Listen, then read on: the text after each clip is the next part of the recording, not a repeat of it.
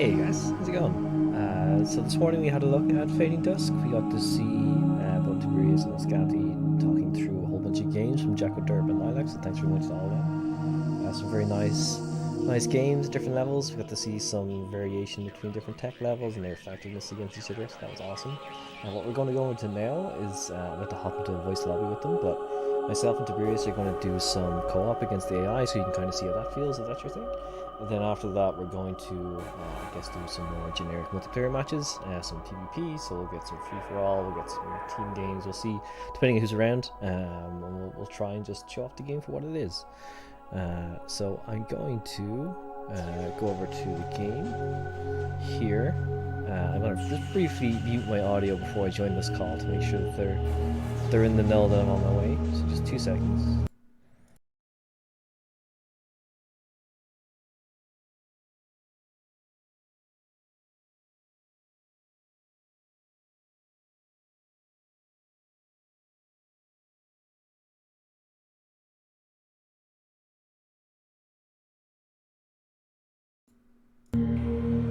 Perfect.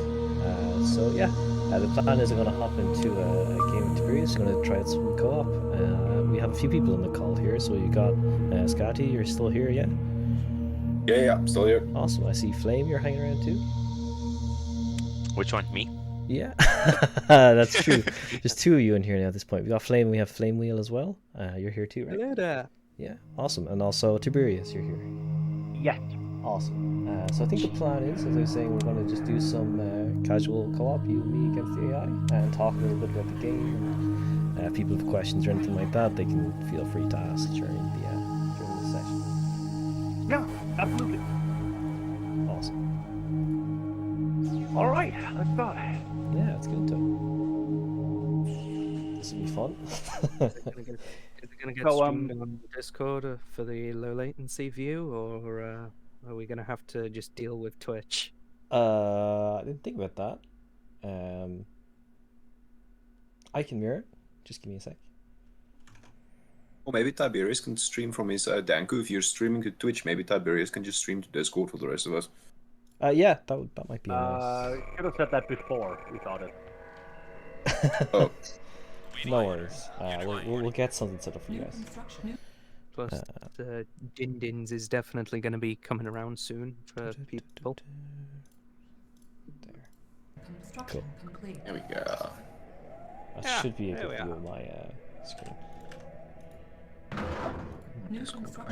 Cool.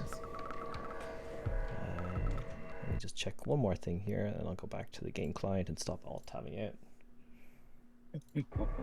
Come back, and my whole base will be gone. No, it's a fairly big map, and actually one that's kind of difficult to traverse. So you have some time before you get overwhelmed. Nice. And don't forget, Tiberius can just eat 2 AIs at once, so no problem. Yeah, Oh, you guys are allied, okay.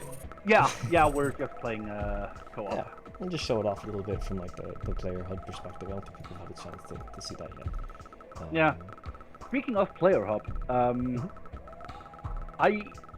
this may sound weird, but I actually prefer the vanilla one. Like, people might notice that that's something we don't really. I don't think we're gonna change that. I've always really loved the vanilla hub, or like the UI. Oh yeah, I think I quite like the nostalgic feel to it. Yeah, and also just it has sort of a grungy, grimy feel that I think is very hard to replicate in the same way. For sure. I agree with that. So I think something that we didn't talk much is like you guys have been working on this mod only for quite a relatively short period of time, right? Yeah, I think we started development last December. Wow, so that's like literally only 8 months. Yeah, we have 8 months, and we're this far along. We pretty much have not a TI nailed down, and maybe some small balance tweaks. But yeah, I mean the Nordberg TDI side is perfectly playable, and I think the unit rockers are fairly finalized. So we're really just working on the Forgotten now. Sure. And I mean, even getting that far in, like, I think it's one thing to say, oh yeah, sure, we've knocked up the mod to this day in, like, 8 months, but then you also say that it's quite a small dev team, and it's more or less just yourself and Ascati working on quite a large part of the mod, if I'm not mistaken, right? Yeah, it's pretty much us. Flame did contribute some HHP work, but on a daily basis, then yeah, it's just Ascati and me. Nice. Helps. We found, I suppose it's that balance between having a one-man dictator on the one end versus having on the other end a democracy where everything needs to be debated in council, and it takes months and months to make even a single simple decision. So we're kind of on the small and flexible end of the spectrum, so we can respond quickly to if something arises where we implement something new or we make a change and suddenly we find out, okay, balancing is broken on unit X or whatever, we can discuss it and make a call quickly instead of having to push changes through 5 or 7 or 10 different devs before we get a solid answer on, okay, this is how we're going to fix the situation. Yeah, and I think also it's a matter of we generally have a clear division of labor, and we just got a good communication going. Like the way we've been developing units as well is very fluent. Like I give some feedback, and our voxels typically go through 2 or 3 iterations, and then they're finished. I'm pretty much left to do the balancing the way I want, as long as I don't do like big overarching design changes to how the gameplay is generally have to go through both of us, but that's usually fairly fast process as well. Sure. I mean, it's really cool, like, being able to have that, like, small dynamic team. Like, it does obviously come with challenges at times, I'm certain, but it's really cool that you're able to work together so brilliantly and get something together so fast, which I guess kind of is a question that people are quite curious about trying to get their hands on, I guess, a build of this game at some point. I think you guys are hoping to try and get a version of it out this year, if I'm not mistaken, but it's obviously dependent on availability of resources and things like that, right? It is, but yes, we are hoping to actually release an open beta this year. End of the year. Let's just put that in context. Yeah, end of the year, but year, like towards the end. We're actively looking into like fixing the biggest the technical problem with the Forgotten right now, but we are in the work of fixing that, and we are pretty sure we know what we have to do. So we're fairly confident that's going to be fixed soon, and after that, it's just a matter of testing, and more testing to figure out the rest of their roster. I'd say their unit composition is like, what, 2/3 done or something? Mostly, yeah. You see the AI sending a bomber there to go nuke some civilian. Why? Is the AI so aggressive? Woo, the DS AI has a love of war crimes. It's prevalent in all mods, really. You see it especially in GTA, actually. Okay. So one of the things... sorry, go ahead. No, yeah, it's that thing where if it's a multiplayer map and there are armed civilian units on the map, then the AI, the AI houses, for some reason, go after these armed civilian units and destroy them first, even to the point of ignoring player units. It's some priority setting inside the engine where the AI just decide, you know what, let's wipe out these non-threatening people first and leave the other people alone. Let's just break the Geneva Convention. Yeah. You must. Yeah, so I don't know if you saw during the previous games, like the impact that the terrain actually has on the gameplay. Sure. So, like, obviously it's much slower and difficult for units to go up and down cliffs, and it's destructible terrain too. I'd say that is a key part in terms of balance in the game. Yeah, and it's also about, like, we wanted to keep a lot of mods sort of eliminate the effect that the different ground types have on the gameplay.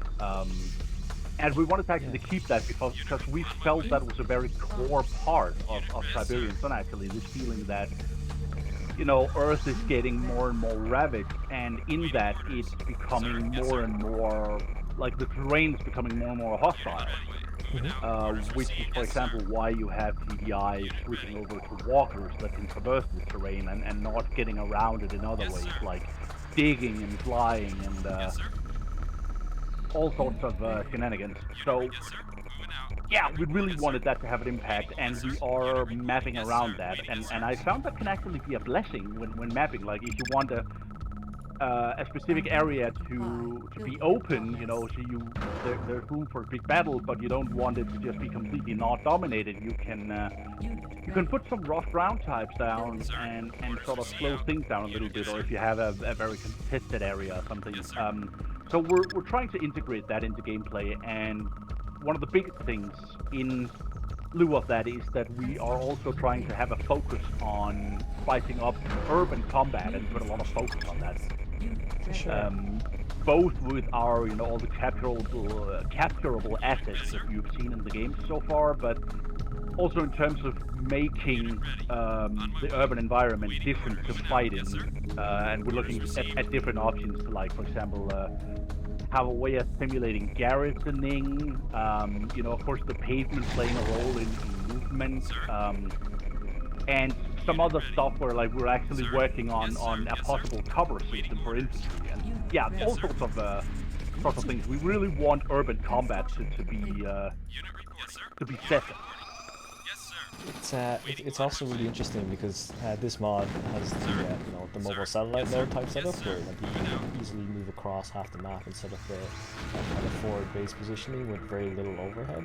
And I think having the terrain deformation actually makes it even more interesting to try and find, like on this map for example, I'm in a situation there where I have my mobile node unit and I could see all this gorgeous tib, but like looking at the deformed terrain to try and find out, okay, where can I optimally put this and have space for the right structures. I think it's a nice extra consideration, especially for that kind of tech choice. Yeah, it is, and again, it's something where the mapping department and the balance department really have to go hand in hand. Because of course, when you have something like that, you have to balance your game around it, and we have to do that with our maps. So we really have to think about each element all the way through, and I think that's where sometimes it comes in handy to be a small team, because then you don't have to constantly remind a host of people to fall in line, so to speak, or get with the program in terms of the way they're doing things, because that can get very tedious for both parties. For sure. Something about the terrain types that we actually had a big back and forth on before we kind of settled onto the current thinking was it's very tempting to change your terrain type code in such a way that unit speeds are not affected by the different terrain types, So if you look at your map, for example, you have those darker patches on the terrain versus the grassy patches versus pavement. It's very, it's very tempting to change the game code and say, okay, your units are going to have the same constant speed across any and all terrain types, regardless of the terrain type, which is something that Red Alert 2 did quite famous or infamously, I suppose. And the downside of that for me was that feeling of, if we have the ability to simulate rough terrain, so if you're on paving or concrete, then your vehicles can go at top speed, the same as getting on the highway, you hit 120 or 140 kilometers an hour, you can go top speed and it's fine, versus driving over something like beach sand or driving over rough, like ripped up terrain. That type of thing would realistically slow down any type of terrestrial vehicle that's actually driving over the terrain. And so our thinking was just that part of a wargame simulation is the idea that you have to take terrain into account, and terrain is not just there's a water feature here, so I have to go to the left around it, or there are cliffs here, so I have to find the access point of the ramp and then go up or down the ramp. It's a case of, if there is rough terrain in a certain spot, you should ideally plan your attacks in such a way that the rough terrain does not screw you over. So we went back and forth on that, thinking a bit, and then eventually we settled on the idea that, you know what, let's stay with the vanilla Tiberian Sun experience, where rough terrain will slow you down, but then instead of changing the terrain, let's rather have an intelligent design choice behind the units to make sure that you give units different speed types, which are very susceptible to certain terrain types, or speed types on the other hand, which ignore the terrain. So in that sense, you can then tweak your units in such a way that a certain unit will slow down and get stuck in sand, while the other unit will just race over it, type of thing. So that gives you, it just gives you more variables to play with from a designing point of view. I think like a nice example of that, just on a very simple level, is like the use of the Mobius harvester here, which can float over the water. And there's this nice little this map is actually a good way of showing it. But this actually is blocked off. Or only has a single tile, so you're very risk of prone to being attacked. So being able to like use your advantages to like build those harvesters and actually get across really to isolated locations that otherwise would be cut off is a very nice consideration. And that's another thing. I think it really helped highlight the faction, the unique point of the factions. Like, not have their subterranean tech, which suddenly does matter a whole lot just for its mobility alone. And of course, the guy with the hover tech also going to be yet, and going to be like the walkers with the guy we've also found are something a very interesting case because they can be deceptively fast. Like if you have a really rough map, then not really have to think about stuff like acceleration and what units they're using, because otherwise they can get caught out if they're not careful. But on the other hand, of course, if the map is very open but just has a lot of rough patches, if GDI get caught out in a bad spot, then Nod will just circle around them, especially if you fight Nod inside the city. You have to think about how you place your unit. And we tried not to overdo it, where each unit has a different characteristics, so it's not like you have to overthink it, but I feel like it does make the game a lot more tactical, in a good way. Sure. And yeah, it really brings out the factions and their technology and what that actually means for their tactics. Yeah, it's definitely something that you have to be a lot more considerate of. I think it's also fair to say similar, just because of there's a lot of additional units that is introduced with this mod for both factions. So you need to be a lot more cognizant of your army makeup, especially throughout the matches. We saw it more earlier, let's say in the games with Lilac versus Jacko. But you can see clearly, like, if one side can quickly make a tech switch, it's up to the opponent player to cop onto that and actually be able to try and work around it and come up with a viable solution to stay alive, basically.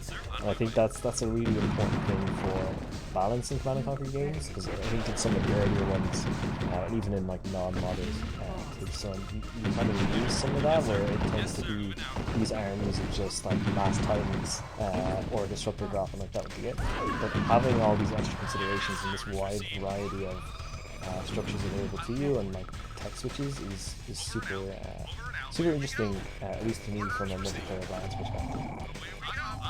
Yeah, and I'm happy to hear you say that, because that is one of our something we spend a lot of time and care on, really. So it's highlighted in a good way instead of just being annoying. But I think it also helps the gameplay, like you say, become more, like you have to consider some things, and you can't just death flop your way out of a situation, because units are not going to respond the same to different terrains, and they're going to have different ranges, different, and of course different warheads, and also there's a lot that goes into making an army instead of just making 2 or 3 different units and just putting them in a big ball and off you go. Sure. Which can be fun in its own right, but sometimes you want something a little bit more, which is perfect.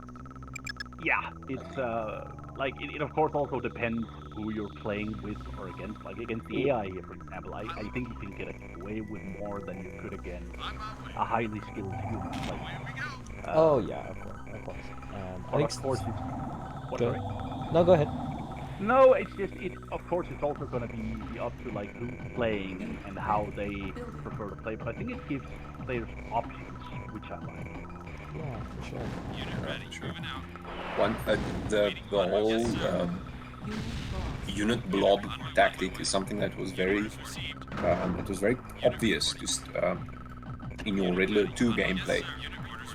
There was, in vanilla Red Alert 2, for example, there's very little finesse in how combat goes. You literally have a blob of units from the red player versus a blob of units from the right player, from the blue player, and whoever has the most units will probably win the encounter. There's no, there was very little. It was like the balancing was just.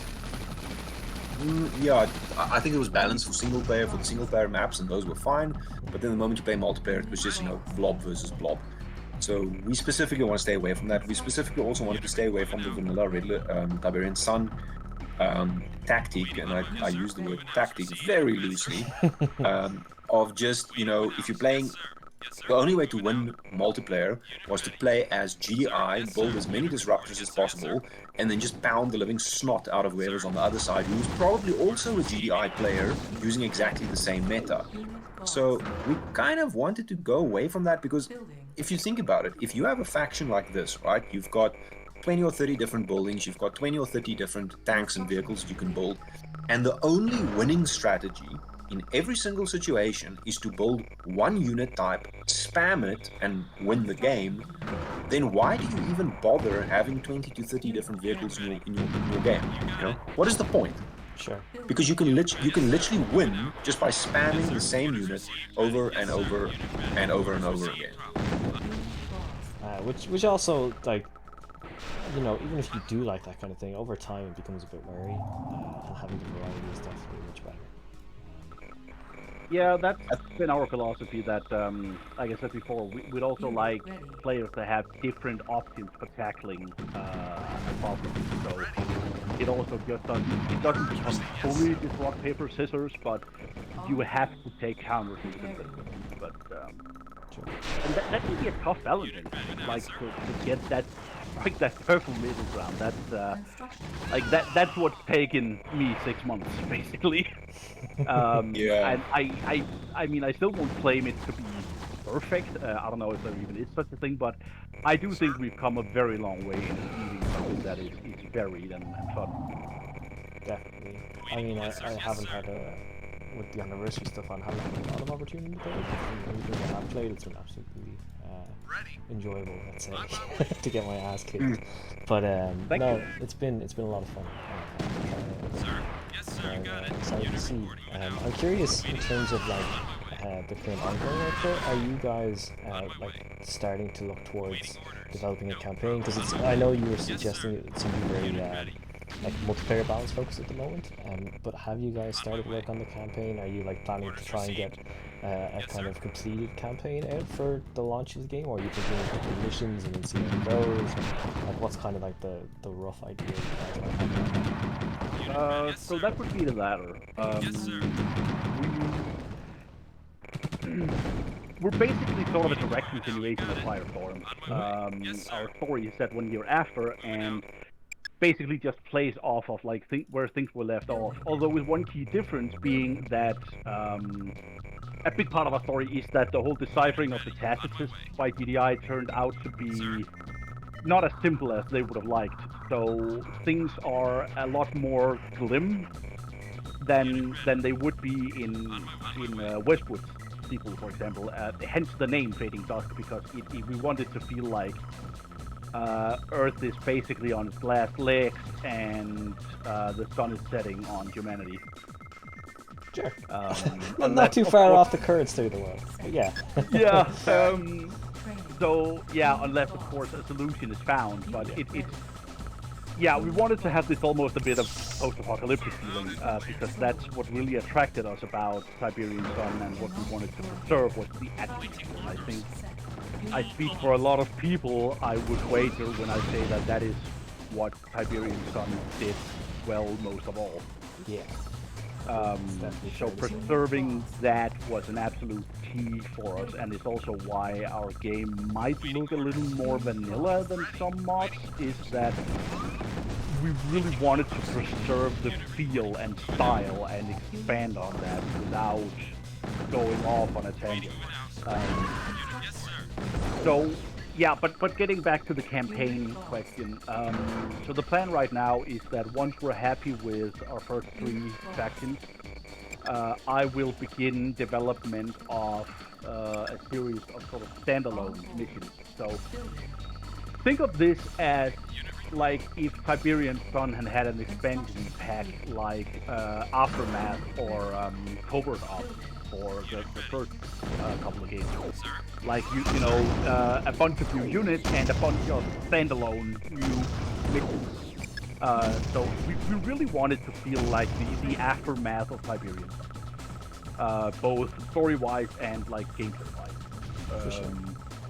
That's a really nice way. So yeah, I might do some strung together missions into some small story arcs, but there's no plan for a big overarching epic story right now. And I think the problem is, like the thing we run into whenever that's brought up, is that I think writing satisfying fan fiction is very difficult at best. Yeah. Well, I mean, like, the community is also quite split on those things anyway, even if it was. Yeah, that's the thing. You're never going to write something that is going to satisfy everyone, and it's never going to have like sort of an official seal of approval. So, it's right now I can't really think of a way to do that in a way that I would find satisfying, and that I think our players would find satisfying. Like it worked when you do something like TI did, for example, where they just go off in a different direction than the official story altogether. That works very well because that gives you more freedom to sort of do things your own way. But continuing directly off of Firestorm and doing fanfiction from there, we're not up for that right now. Yeah, I think that's totally understandable. And plus, I'm not super experienced doing missions yet, so it's also going to be a bit of a learning curve for me. I've done 2. No, actually, I've done 4 missions for DTA. 1 got scrapped, 1 is in development, and 2 are released. But I think those were okay, but I need to be better, and I want to get better. Sure. I mean, these are things that come with time as well. Yeah, it is, but that's just another factor in the, like, writing a big epic fan fiction and trying to pull off this big epic story without cutscenes or anything, and when you don't have a lot of experience in doing mission design, and you don't have a lot of, you can't do accompanying media like I said, cutscenes, because I feel like it would fall flat on its face, and I don't want that. Of course. So the other thing with designing massive or very grand single-player campaigns like that is, if you have limited resources in terms of developers that have both time and the capability to work on these things, if you have limited resources to spend on your mod in any given time period, then if you decide to spend 6 months on making a single-player game, that's 6 months of development that you can't spend on anything else. Yeah. Right? And so it becomes a trade-off. And I think we've seen what happens when different projects have different priorities. And I mean, it's fine. Different people mod for different reasons. They have different priorities, so you get different products, different results out of it. That's perfectly understandable. But it is always a trade-off game. There are always consequences to the decisions we make. For example, our emphasis on multiplayer has come at the expense of single-player games, now of single-player missions. Now, a lot of people will ask you, okay, so when are you going to do single-player missions? What is it going to explore? When can we play the campaign? Things like that. And then we have to tell people, well, we can't do that. As a single player, your best experience is going to be playing multiplayer against the AI. Because we haven't focused on single player. For now, I do plan to make missions, but yeah, so far it's also a matter of, from my point of view, and something that I feel like I have especially learned from developing GTA, is that you really have to have a good core gameplay before you can start having good missions. Not that GTA failed in that regard, but it's just like I've been part of so many overhauls and reworks in that project, and seen how that affects mission balance, that I felt like, okay, I want to get the core game into a state that I'm happy with before I start basing missions off of it, because otherwise you end up with either a very disconnected experience where you have to make a lot of exceptions in those missions, or you end up with a multiplayer that is kind of stuck in a bad state, because now you can't change it or you're gonna break all your missions. Sure. I mean, having a solid foundation makes perfect sense, right? Like, it's kind of the case of like, there's no point in balancing out the whole thing if you haven't added half the units first, right? Like, there is a little bit of give and take, I suppose, but like, what you're saying is yeah, so that's really that's where we're at, like, right now, and I mean, we are, as we said, 8 months in, so I think we've come a long way for that time. And yeah, for sure. I mean, definitely compared to certain other mods, but again, it's kind of a resources versus availability, and leveraging the advantages of such a small team, which you guys seem to be nailing. So fair play. Aww. We're doing so well. Oh, bugger. Well, that was good. Yeah. That was a nice way of showing off, I think, a lot of the GDI stuff. If we have time, do you want to try flip factions? Maybe I'll try as yeah, sure, absolutely. People can see some of that. Stop. Yeah, the client unfortunately has these little moments, between air quotes, where it does things like that. So yeah, and I mean, the game is 22 years old, and as much as people have been doing absolutely amazing work in making it, keeping it alive, it's still 22 years old. Yeah. So it was interesting. The caution in the earlier stream brought up the point that a lot of mods tend to be using the base engine, and he kind of raised the question around why people wouldn't potentially consider using like OpenRA's engine or something like that. And I assume like a bit of it comes down to that, like just the nostalgia feeling of the actual engine, and like that's what you want to kind of capture. But yeah, I'm curious if you guys thought about any of those kind of alternative toolings for making a mod like this. Yeah, there's several things that go into that. I mean, first of all, just us being huge, giant Tiberian Sun fans and wanting to jump off of that point instead of starting off with like having to. Again, we talked about resources, like we'd had to, from scratch, make Red Alert 2 look like Tiberian Sun, and then we could start working on everything else. Actually, Tib, sorry if I can just jump in there. I think the original question was not porting over to Red Alert 2, but using OpenRA, which is the other one, which I think Shattered Paradise was built on OpenRA. That's even more out of the question for me, because that doesn't have the same logics, and most of all, it actually has some very, at least for me, very big mechanical differences that makes it feel. It doesn't feel like Command and Conquer to me at all. I don't personally consider OpenRA a Command and Conquer title. Sure. Yeah, a lot of people have actually commented on that, and they said that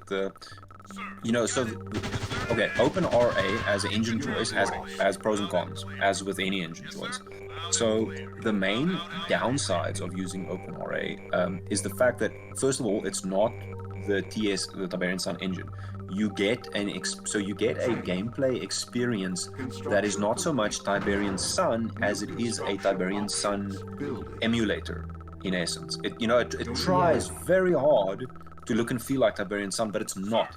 And if you're specifically with our mod, if you're specifically selling the nostalgia element as one of your main attraction points, as one of your strong points in the mod, which is why we've kept our graphic design consistent with the way Westwood did it 23 years ago. If you're trying to sell nostalgia as your main selling point, then the idea of converting to an engine which immediately breaks that nostalgia immersion, it just feels wrong. Like it feels counterintuitive. So that's one of the main reasons why we didn't do that.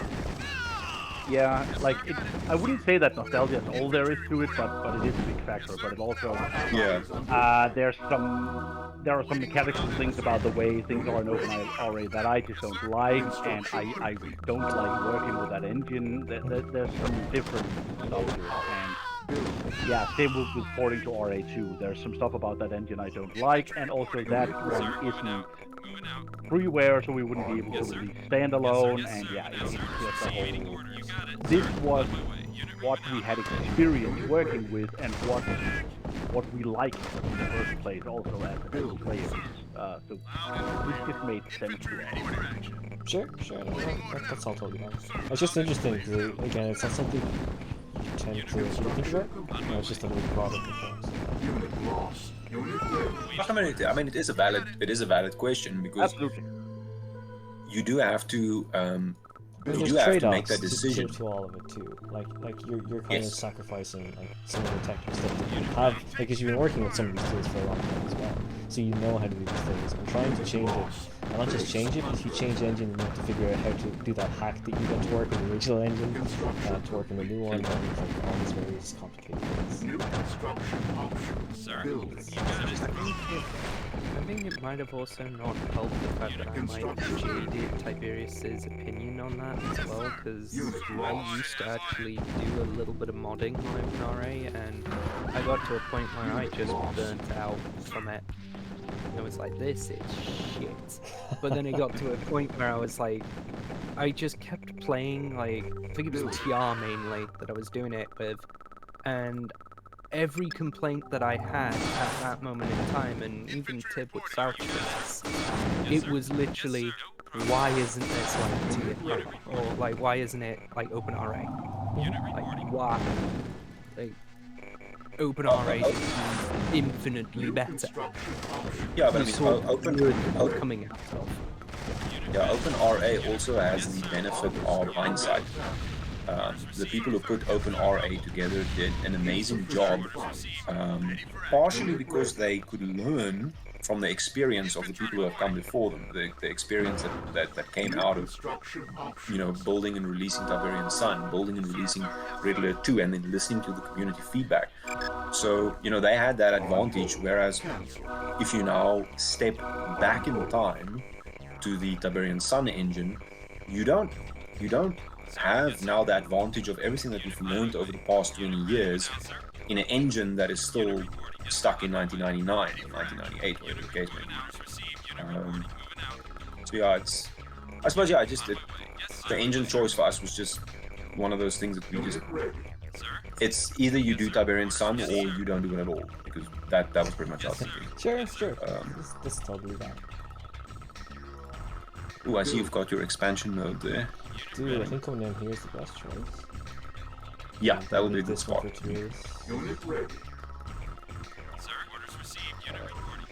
It's just so nice. I'm so used to having to do like base crawling stuff and like trying to build all my way up to here. But just the flexibility of having these units is so nice.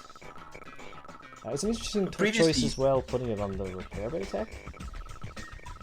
Yes, because your repair bay basically gives you access to all your support vehicles, and we consider the expansion vehicle support vehicle, as is the vehicle barges that you get with these guys as well. So in your case, from Nod, the Jolobite, which is a APC that can carry tanks. You plug tanks into it and you can cross waterways with it, which is absolutely great for rushing your opponent with vehicles at a point in time where he does not expect it.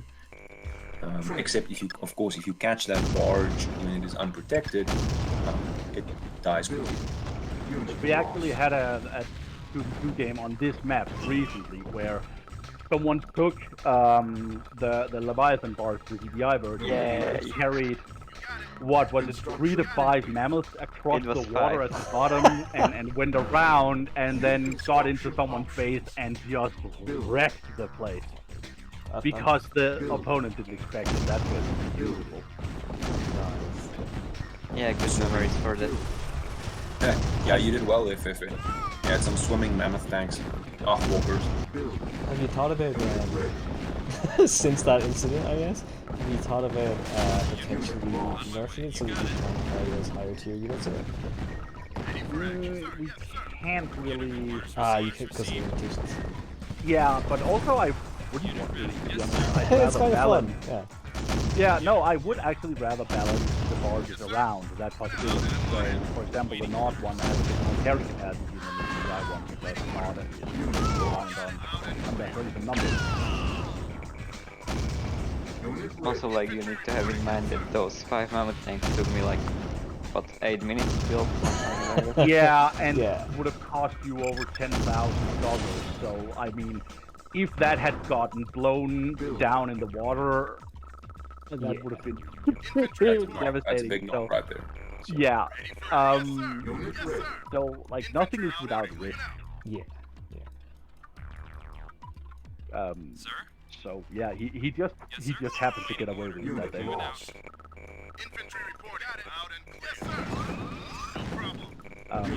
Yeah, that was a good day.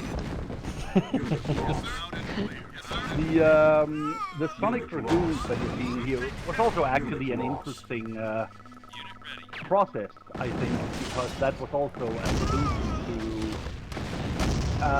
partially an engine problem and partially a balance problem, where like there are a lot of inflexible things about that projectile or that way, that beam, that sonic beam, and the way the disruptor is designed just led to this horrible cheesy gameplay that Gaddy mentioned earlier. And we wanted to do away with that, but also had some limitations in terms of what we could do with the weapon itself, so we couldn't just nerf that at the end of the day. So we really ended up, and also its design actually, in our opinion, kind of clashed a little bit with how the AI was put together. So we ended up finding a fairly logical excuse for why they were abandoning in favor of something newer, and we made this unit that is actually a great eater and flanker by design, but not in the way that you carry it around with an aircraft. Actually, you can, but that's a bit wasteful because of the way it already moves. But in turn, it's a lot more fragile, so you can't really force your way with the disruptor. So I'm quite happy that we found a good balanced way to use that weapon, because I've never seen that go well. We had some silly engine limitations as well initially when we started looking at replacements for the disruptor. Our initial unit was a hover vehicle that used the disruptor beam, but it did not have a turret. So the idea was it would function a bit like a tank destroyer. So the front of the vehicle would always point at the target and use the beam. But then we found this really weird engine limit where if you so with this beam weapon, if you don't have a turret on the weapon, then what happens is the unit will go, it will face the target, it will unleash the beam and start firing at the target. But if the target is mobile and the target then moves away, then the beam being emitted from the disruptor, the beam will follow the target, but the whole position, the whole orientation of the vehicle would not change. So you would get a disruptor that starts firing a beam off directly in front of it, and then as the target moves, the beam ends up coming out of the flank of the disruptor, and that just looked extremely weird. But unfortunately, it also broke our first unit design, because our first unit design, it looked like a giant tuning fork. So it had these sort of curved, crab-like emitters in the front. But then the problem was when you start firing, the beam would come out of its ear instead of out the front. And it just, yeah, so we had to go with the turreted design in the end, unfortunately. It was either that or scrap the unit completely. The joys of active development. Yeah. Yeah, you have to work with the limitations you have. Have you been tempted? I don't know. Have there been any units you actually made and brought out of the game? So have you like, just for balance reasons, considered putting something in and then like, nah, this actually isn't gonna play it? Navies. Yeah, but I think that was a decision from the start that we didn't want to do Navy. Because, like, others have already done a very, very good job of introducing Navy to TS. So it felt like in that regard, we didn't feel like we had anything new that we wanted, that we really, really wanted to bring in. Doing Navy is an ass in terms of the technical side of it, and they're an ass balance. I can vouch for that as a GPA dev. So that was just a headache that we didn't feel like was and it is actually also contradictory to lore. I'm sure you could come up with an explanation if you really, really, really wanted to. But then we're back to, like, I don't want to do sort of pancakes in a way that's unfitting or unsatisfying. Yeah, no, that makes total sense. Oh, actually, one of our testers just reminded us we actually did have a unit that was in but then got removed. The GDI Hover Scout, the Lancer Hover Scout. Oh, right, yeah. Yeah. Do you want to tell them about that? Yeah, so it was a tier 1 hover unit that was actually our first attempt at solving the scouting problem that GDI had.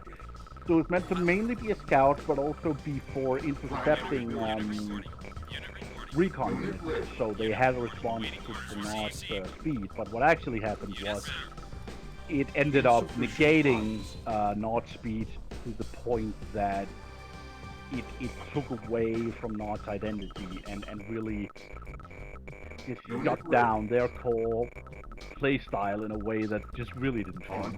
And it felt out of place in the GDI roster. It skewed their playstyle into something that was too Nod-like. And yeah, we felt like there were better, more streamlined or more focused solutions to the scouting thing than having a unit that performs so on GDI-like. New construction. And hence the scout culture. We did also recently rework a unit quite extensively. We had something called the barrage tank for the Forgotten that was their artillery unit, and it ended up with overscattering. Again, it ended up skewering their playstyle in a way that they were way too reliant on it in a very bad way, and spamming it got way out of hand. It was by design, it was a little too reliable for an artillery. So yeah, it same problem really at its core. It ended up not feeling right, and was one of these, units where they overshadow other things to the point that they cause bloat or obsolescence, and yeah, the reason it was in the game to begin with, really, so they had a response to enemy artillery. So we ended up really saying, this is why we made this unit, so let's just fully lean into that and make it more specialized at killing enemy artillery instead of killing, everything. So we gave it a whole new weapon. So this, yeah, it retained a similar model, but its weapon was switched out and functions completely differently now than it did before. So I think that's the most extensive unit rework we've done, maybe aside from the Sonic Lancer. Yeah, what else was there now? We've actually, most of the time, there's been quite a fair bit of thought that's gone into each unit before it got added. So it's very rarely that we've ended up making a complete 360 in terms of a complete 180 in terms of, okay, we go from, absolutely we need this unit, and then flipping it around to, okay, no, this is garbage, we need to get rid of it. That hasn't, except for the Hover Scout, but yeah. We found other... I think that's really the only case where an entire concept was just, this doesn't work, out the window it goes. For now, but I mean, we're still young. Maybe, maybe by the time we finish fleshing out the Forgotten, then... No, actually, they're aircraft. I think we're going to give that just another overall. Yeah, the aircraft very much placeholders at this point.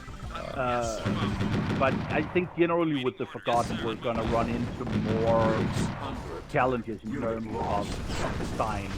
Both because those were designed completely from scratch, so we have nothing. There's nothing to go off of and complement. We really have to make things from the bottom up. And another factor is that we're trying to go for a very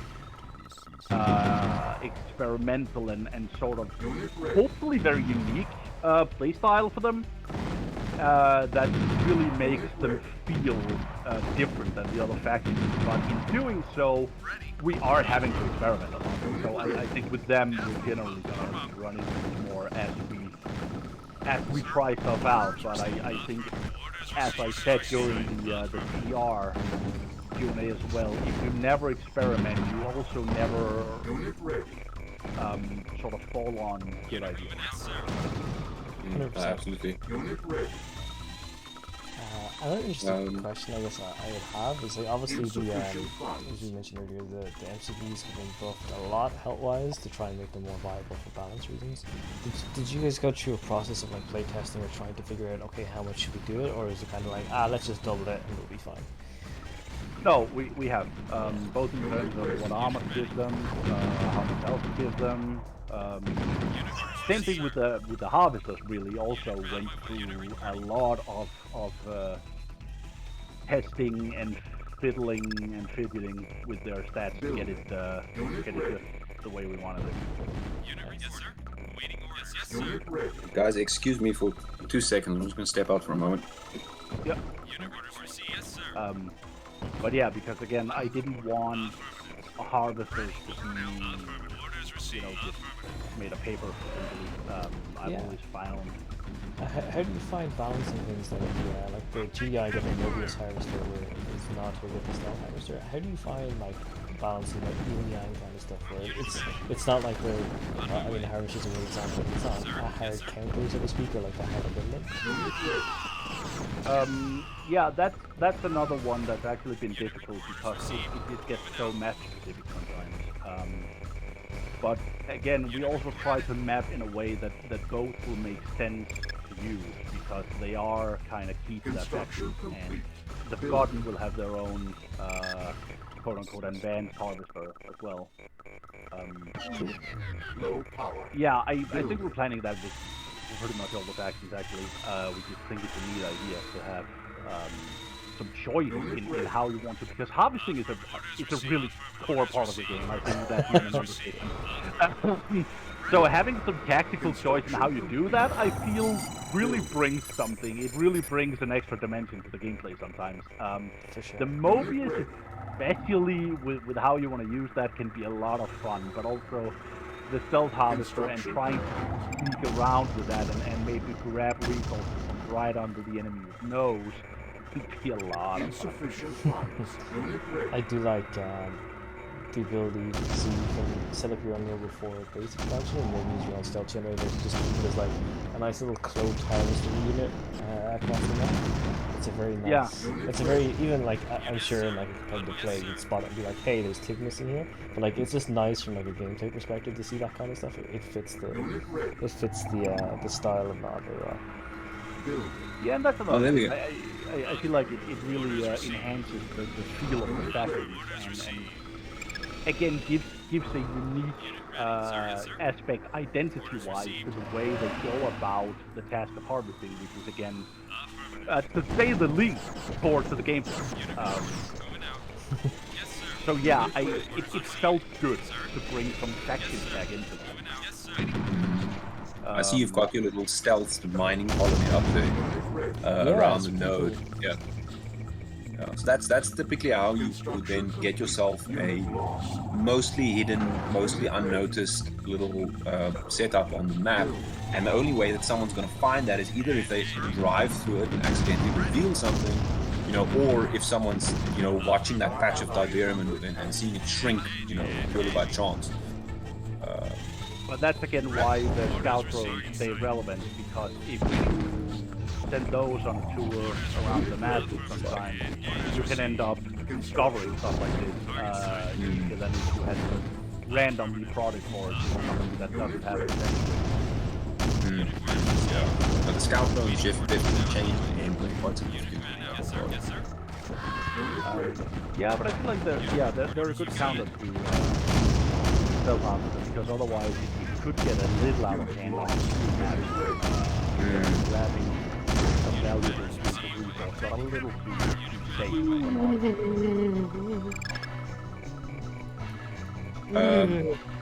You okay, man? Yeah, he's tired. So you can see in the middle there's another civilian asset there, the civilian power station. So if you grab that one with an engineer, it gives you the equivalent power output of 3.5 normal power stations. So those bombers are going deep into the base. They should run into some anti-air screens. Yeah, they should, but apparently mine got pulled off at some point. Oh, I think they plowed into that. They plowed into the hoplite, and then the hoplite got plowed into. Oh, okay. You have now captured. You have now captured the station, but the color stayed white because your color is white. moment of confusion there. That's such an evil way to troll someone. Yeah, right. If you're doing multiplayer and you want to like keep your civilian structure. Actually, if you pay really close attention, the player white is a little different than the gray civilian assets, but it's subtle. It's very subtle. Sure, but it's there. Yeah. Let's just pretend that we believe him when he says that. Yeah. It's totally noticeable. It's fine. Yeah. You can actually, if you build more airfields, then you can load more of your craft at the same time. Yeah. I'm just like, I've got so much cash at the moment. Something that one of our testers also mentioned is how the Helix, in terms of new units that got added and then had their design changed quite a bit after.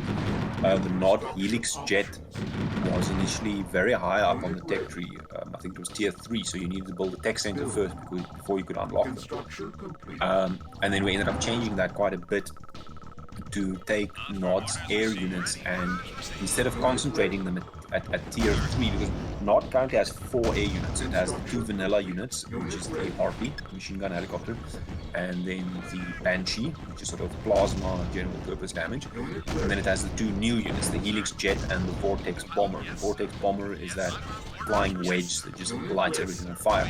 And initially, both the Vortex and the Helix, you can see the Helix is the one that selected the rocket salvos, and the Vortex with napalm bombs. Both the Helix and the Vortex were initially tier 3 units, so you had to spend quite a bit of money to tech up to unlock these units. And at that point in the game, they didn't really add much. Often games would get wrapped up before we got to tier 3 even. So we kept the Vortex at a high level, mostly because it is an absolute monster when employed correctly.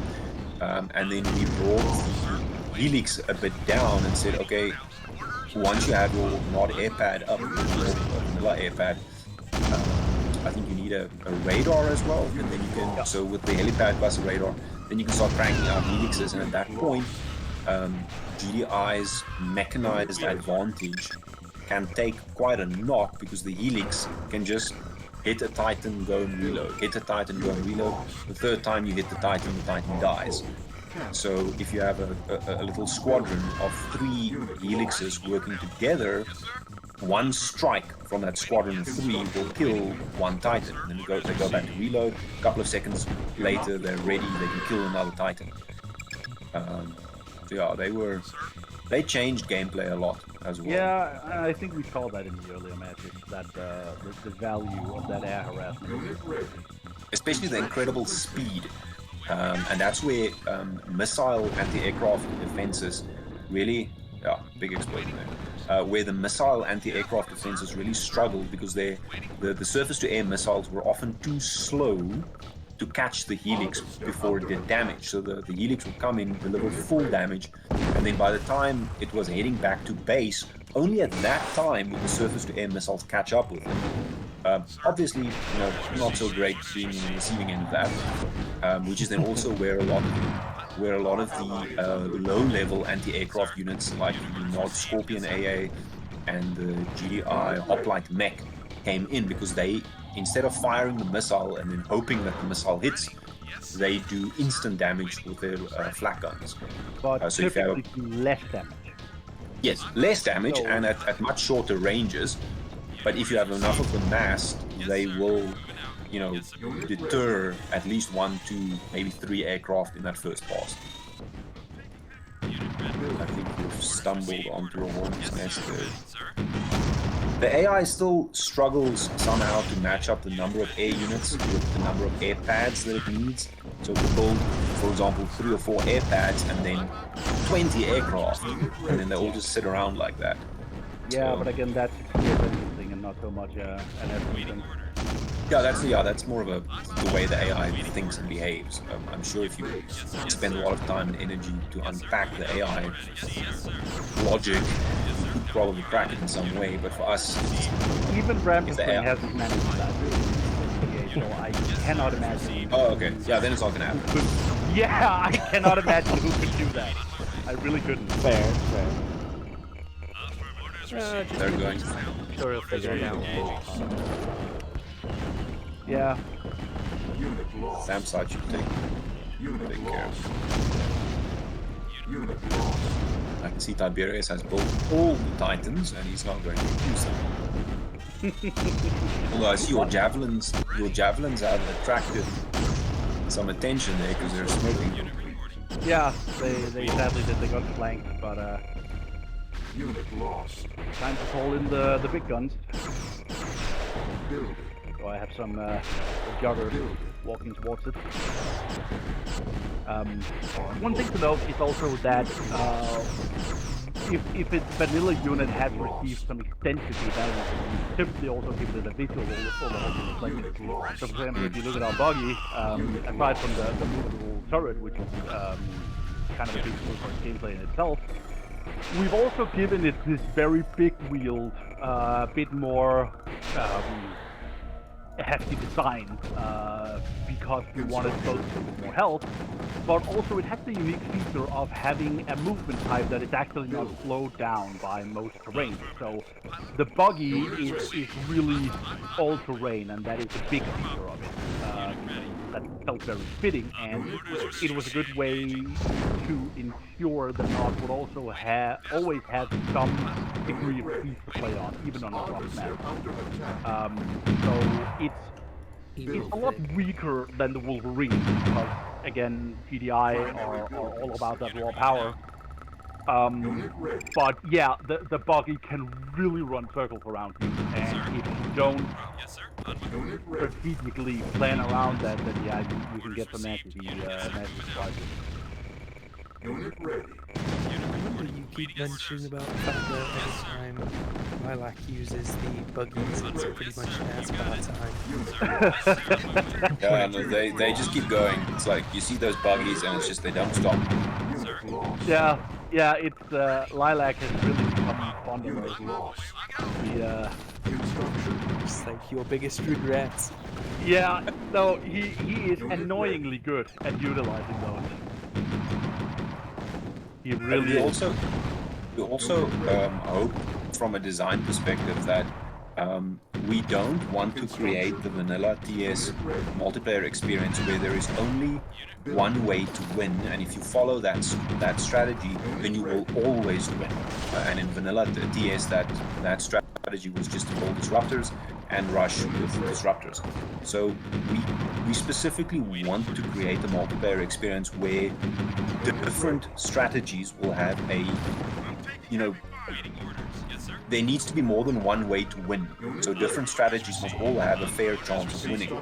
Obviously, if your opponent does something, if your opponent starts pushing a certain strategy and you ignore what he's doing, you're going to have a bad time. For example, if you see your opponent building masses upon masses of air units and you just don't build anti-aircraft defenses, then yes, you're going to have a bad time and you're probably going to lose to that strategy.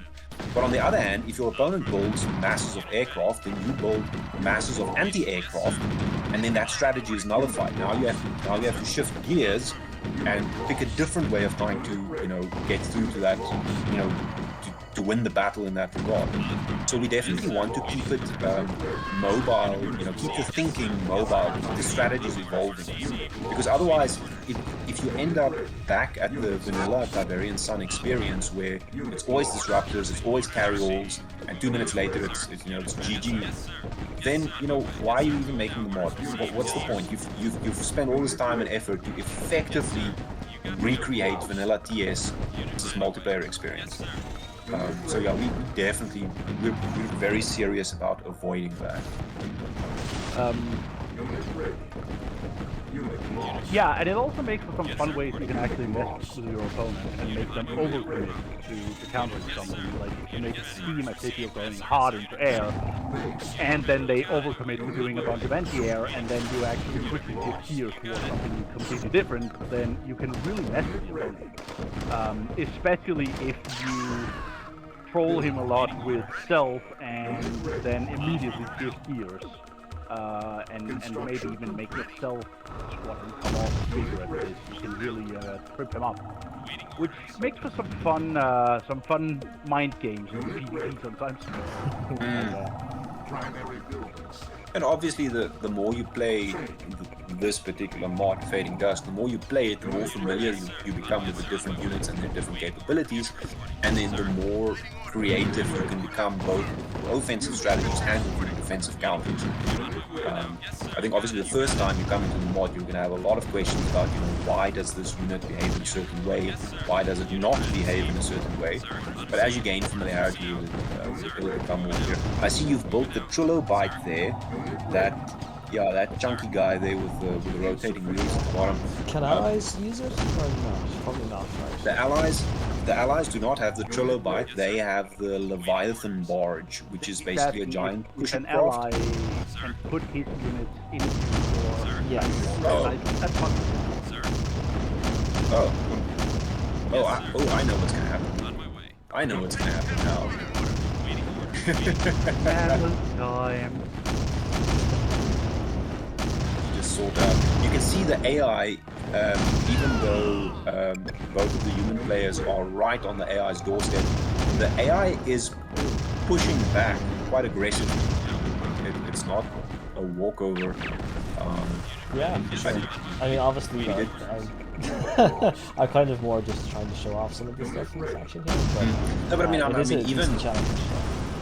even the green AI that Tiberius is engaging,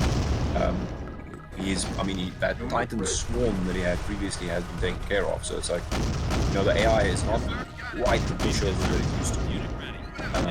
I especially regret the fact that I got the AI to start using these new air units, because you're building up your base, you're having a nice day, and all of a sudden there are enemy vortex bombers in your airspace, and you're sitting there having lots of regrets.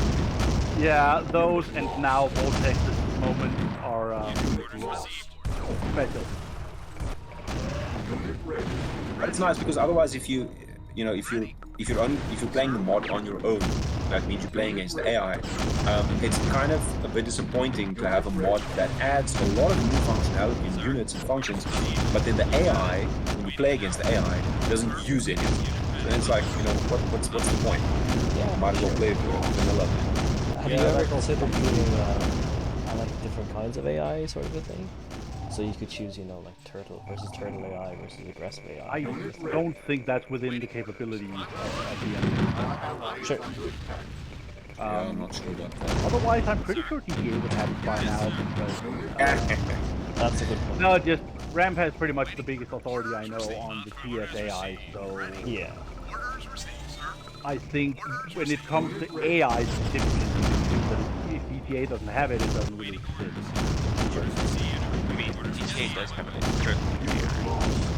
Yeah, There are inside Tiberian Sun, there are different AI strategies, if you call it that, because if you play enough against the AI, you notice that you don't always get the same type of behavior or response from the AI. Sometimes they're very heavy on recon vehicles, sometimes they're very heavy on tanks, sometimes they spam aircraft.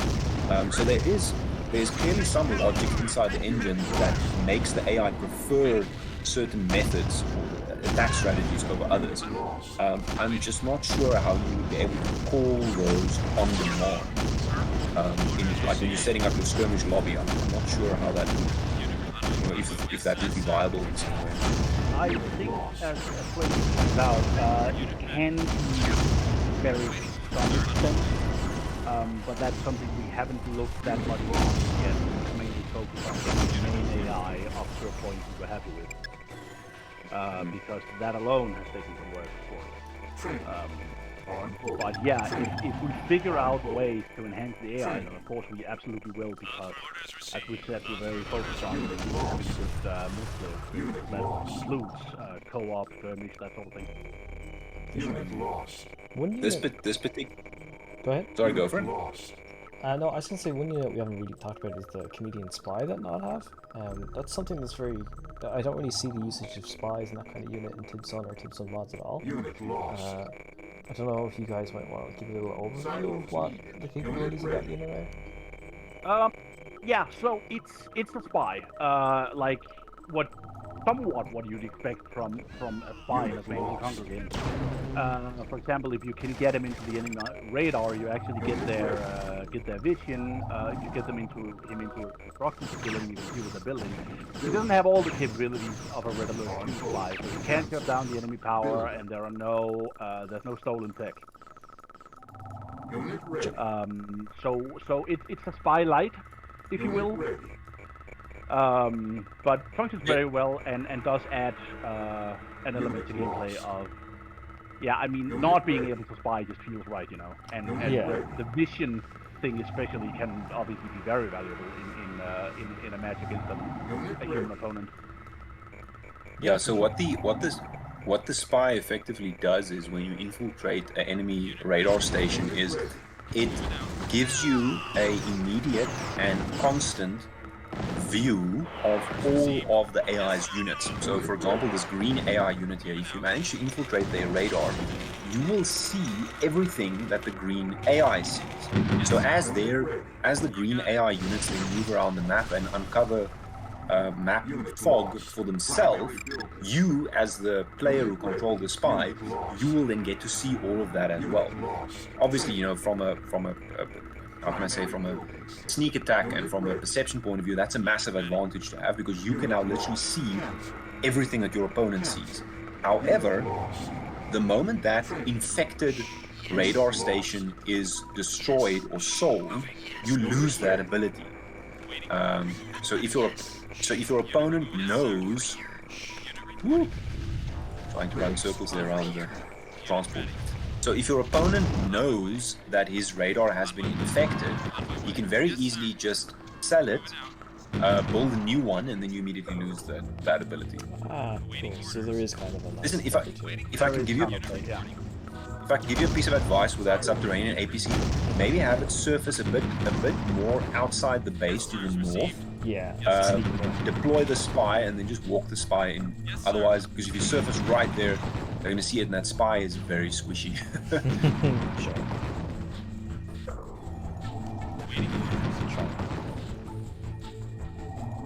Is it disguised or cloaked? Yes. No, It just is, cloaked. just like in the campaign.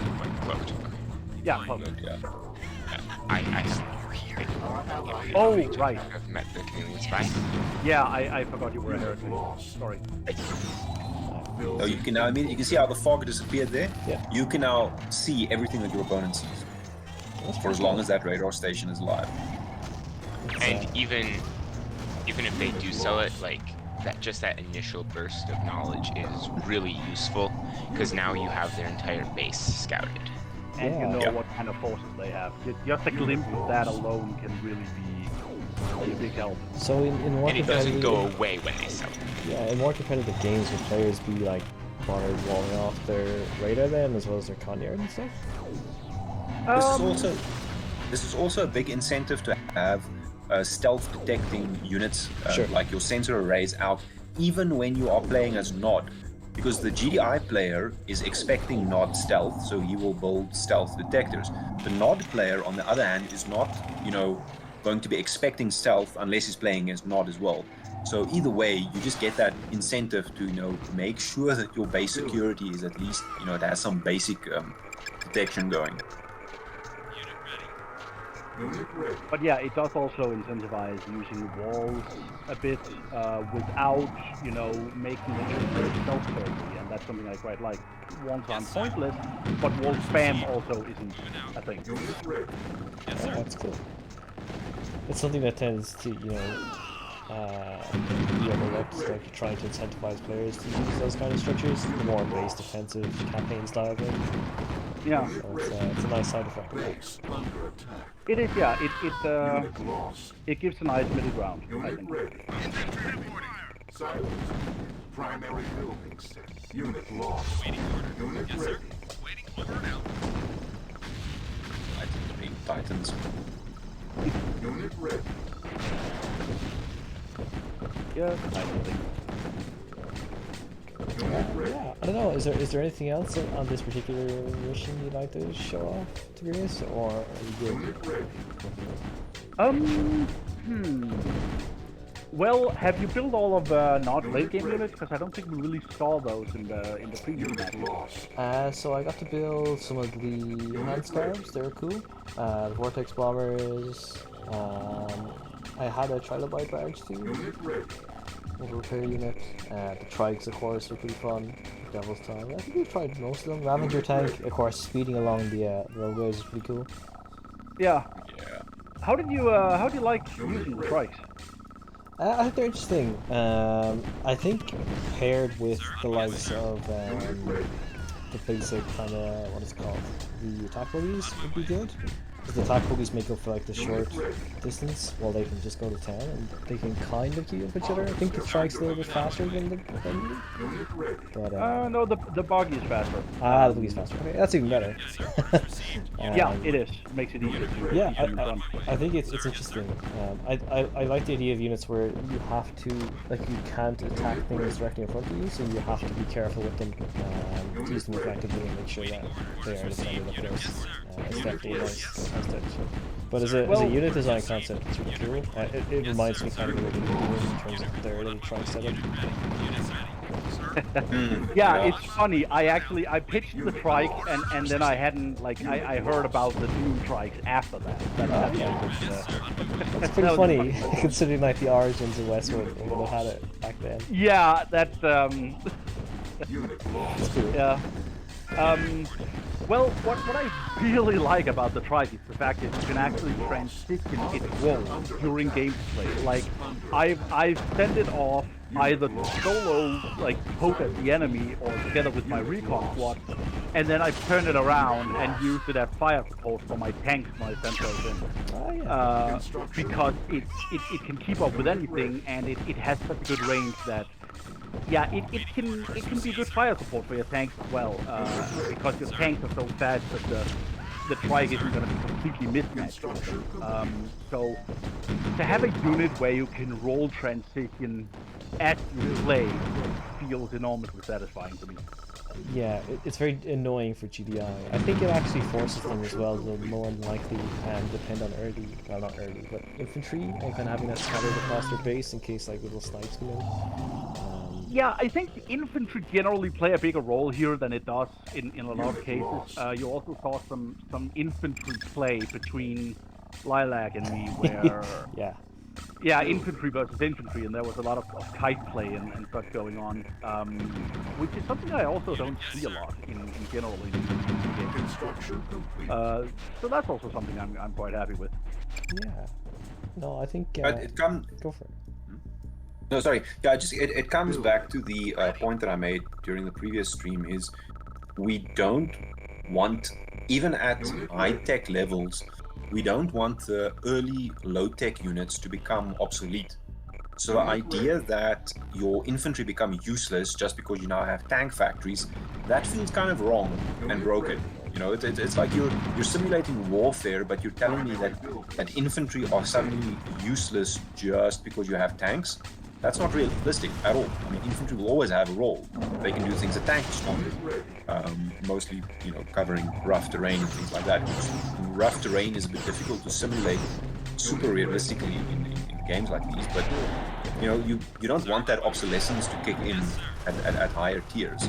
And I think in that regard, we have managed to keep our infantry roster pretty relevant all the way through the game, early to late. Yeah, definitely. Yeah, I think that's totally succeeded, yes. But yeah, we really tried to make the later stuff sort of complement what we start off with having, for example, the Nord laser tanks. They don't function super well on their own. They still need tank protection, so it's really better to use them with your tanks instead of using them to replace them.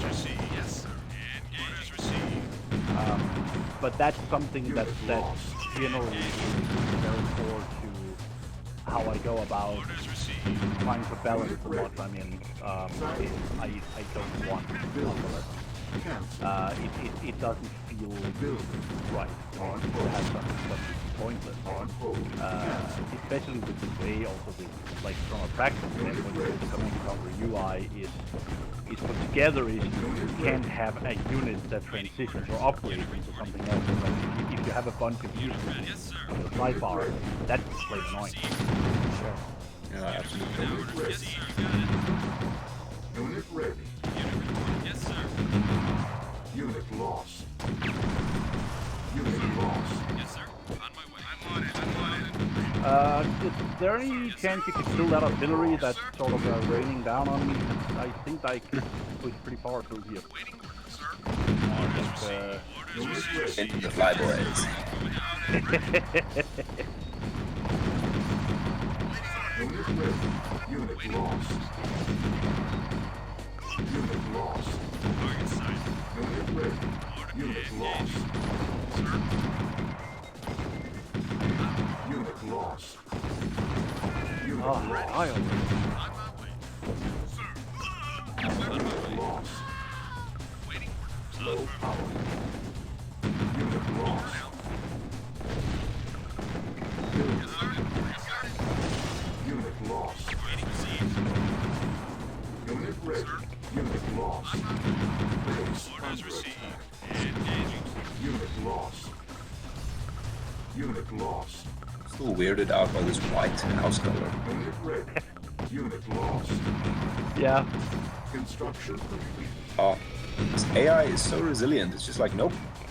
You can punch me. I'm just gonna rebuild. Yeah. Unit lost. Actually, Danku, you can try building the advanced power plant. Yeah, that one.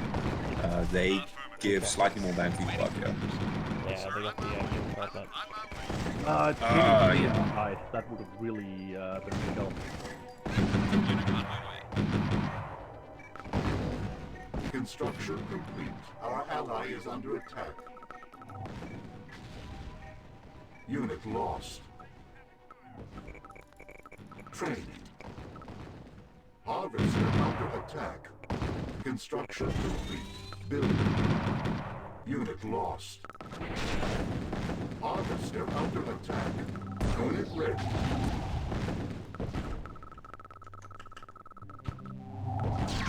Harvester under attack. Construction complete. Okay, I think I can heal the killing blow now. Maybe you'd wanna join me for some trying to kill off the green. Unit ready. I've been poking and prodding him for ages now. Trying to wear him down. Unit ready. Harvester Just get that Farmyard killed, and quite a bit of his regenerative abilities will disappear. Unit lost. Yes, that's done. AI rebuilds really quickly. Hmm.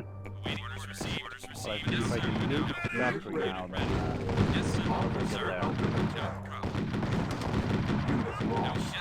Danku, you'll just need to provide fire support to kill that Conyard, because the construction yard doesn't really take a lot of damage from the railguns.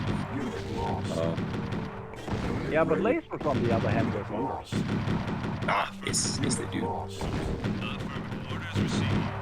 Unit lost. Unit lost.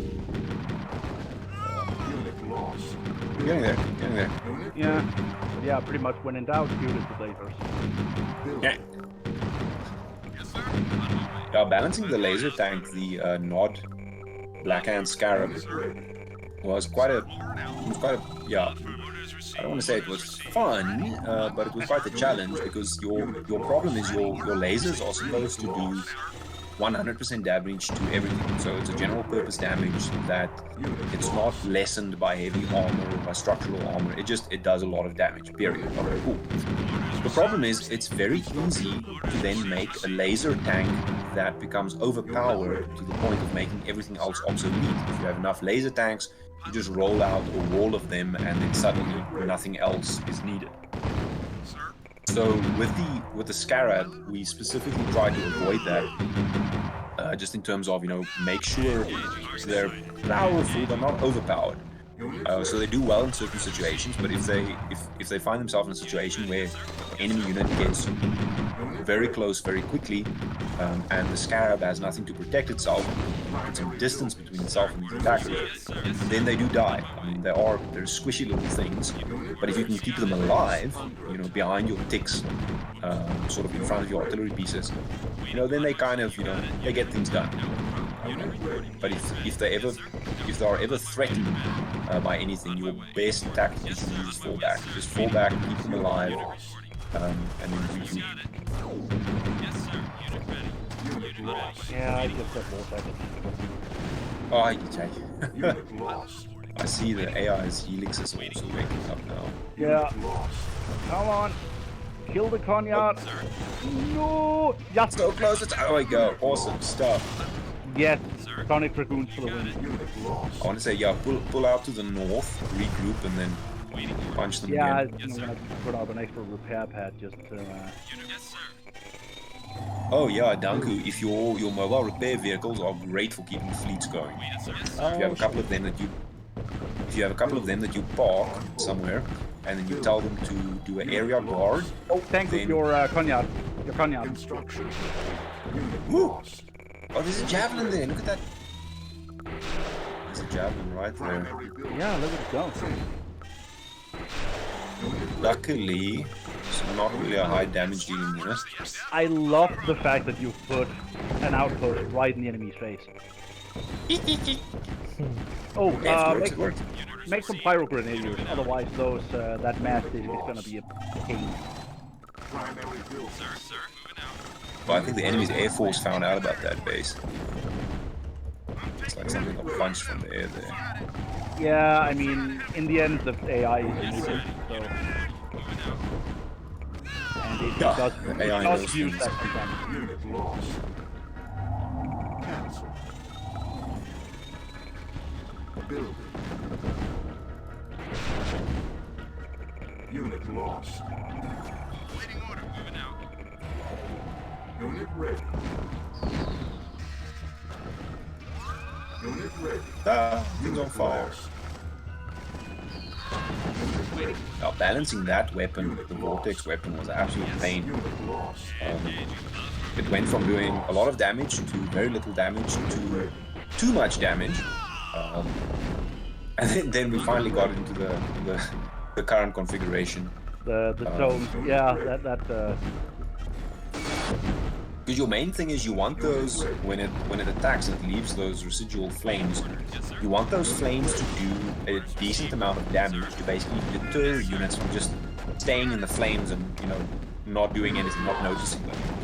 But the problem is if you do that, then the moment that you target a building, because you then have many little flame clusters that deal damage at the same time, you would bomb something like a refinery, and within 2 seconds the refinery would be dead. It would just burn down and just disappear completely. I see your main refinery there. So it was a lot of back and forth with changing the amount of damage that the flames do, changing the duration of the flames. There we go, that's awesome. Die out. And then yeah, Vortex finally settled into its current position. There's an artillery. Oh, there's a juggernaut there. Yeah. Oh, they're such a pain, those guys. they sure can be, yeah. Until they're on fire, then they're gone. But that's also a thing you can do with the trike. You can actually use its speed to dodge the initial barrage from a Juggernaut cluster, then get off some shots from still a decent range, and then sort of, run circles around them and kill them that way. Or you can go in hard with the main artillery. Again, that's a matter of how you want to approach the problem. Very micro-intensive though. They can be, but they're very fun to use, honestly. Yeah. Some of the most fun that I've actually had with some of the newer units was you use the NOD Assault APC, their new basic APC, the one with the web cannon on top. Then you load it up with a mixture of rocket infantry for killing vehicles and Black Hand snipers for killing infantry and light vehicles. And then with a little squad like that, you can actually play silly buggers with the enemy for quite a bit, as long as you're obviously micro focused on those units. Use the web cannon to incapacitate enemy infantry. Use the snipers to kill them. Use the rocket troops to kill vehicles. That type of thing. I think that would actually make the basis of a potentially very fun, but also potentially very challenging single-player mission. Because if you start off on a mission with one of those APCs as a squad of guys, don't get in front of my man. That railgun will kill whatever is in front of it. yeah, just stick in the back, provide some fire support. There we go. Oh, that's nasty. The good kind of nasty. Oh. Yeah, Air Force is woken up. Yeah. What's going? Why are they going so far? Must be going for your colony. Yeah, probably. Yeah, but as I said earlier, just one of the assault APCs filled with rocket troopers can be really annoying because they incapacitate your supporting infantry and then go at your vehicles. I've had Lilac do that to me so many times, and I've cursed my own design. I mean, it's my fault for clumping up my infantry when I see that coming. It's totally my own fault, but still. It has to be, but damn, that could be a fun micro. But again, also something that requires micro. Like that's another thing. We want good micro to feel rewarding. But the flip side there is you don't want the game to be so micro-focused that if you stop microing for a second, then suddenly you lose the whole battle. Because that's also, it becomes draining. If you have to fight this battle where you need to be 110% focused on every single unit for every single second, and if you just blink for too long, then suddenly the battle is lost. That's type of overdoing it a bit, in my opinion. Yeah, and again, that's also a challenging balance. Like, you want to reward skill, but you also don't want to overdo it and have micro frustrating and fun. which is also something Tiberian is talking a lot, I think. But obviously, I mean, multiplayer balance is difficult to get. Well, I would say, I would actually go as far as saying multiplayer balance is impossible to get right if you have multiplayer experience, which is part of the reason why I keep my nose out of the multiplayer balancing process in this mod, because I'm not good with multiplayer. It's not my area of expertise. I can make voxels, I can make buildings, I can do code things. But when it comes to multiplayer, I still struggle against the AI from time to time. So, you know, I'm just not gonna. I'm not gonna go there. Yeah, come face Lilac. I dare you. Oh, you still on this bit? No. Me and Lilac will be a very embarrassing, very short game. Sorry. Yeah. I would draw some analogies there, but it's rather not. Honestly, Yeah. to be honest, Please don't start. I'd have a feeling that the Scouty would actually be pretty good against me. Well, I don't know where you would rank, I suppose. And I suppose my only advantage in this case would be the fact that I know the mod. I mean, I was able to keep toe-to-toe with Flame for a little bit. For a little bit.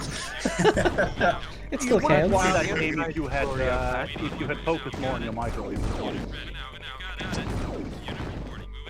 That's my only claim to glory Isn't right that now. like the entire CNC universe? If you'd focus more on your micro. No, no. That is so not true. I tend to lose because I don't focus on my macro.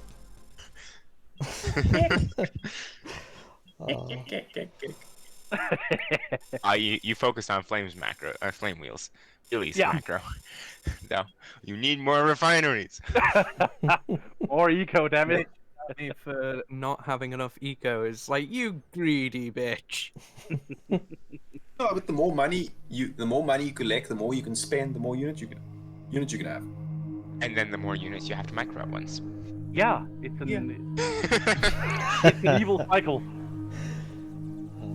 Ah, that was fun. Yeah, that was cool. That was great, Tiberius. Cheers for doing some co-ops. That was great. Yeah. I think it was a really good demonstration of like the differences between GDI and NOD, and even just the fun of the co-op there. Like even just playing that is pretty entertaining, and like it's, as you said, the AI does put up a good fight. So yeah, it was nice. I'm not sure. Sorry, wait. Say again, Flame. You were up against the hard AI, so that probably didn't help. I didn't know that. I'm kind of glad seeing it now. But yeah, that was awesome. I guess we have some time if a few people want to pop on for some bigger team games or free for all. Tib, you might want to head off. I don't Flame, know. you want to play a game or two? I'd love to. I'm assuming you're talking about me. Yes. Get Cheeseburger in there. Excuse me. Caddy, don't start. Don't Cheeseburger has a name, okay? And feelings. Okay, it's Flaming Cheeseburger. I'm sorry.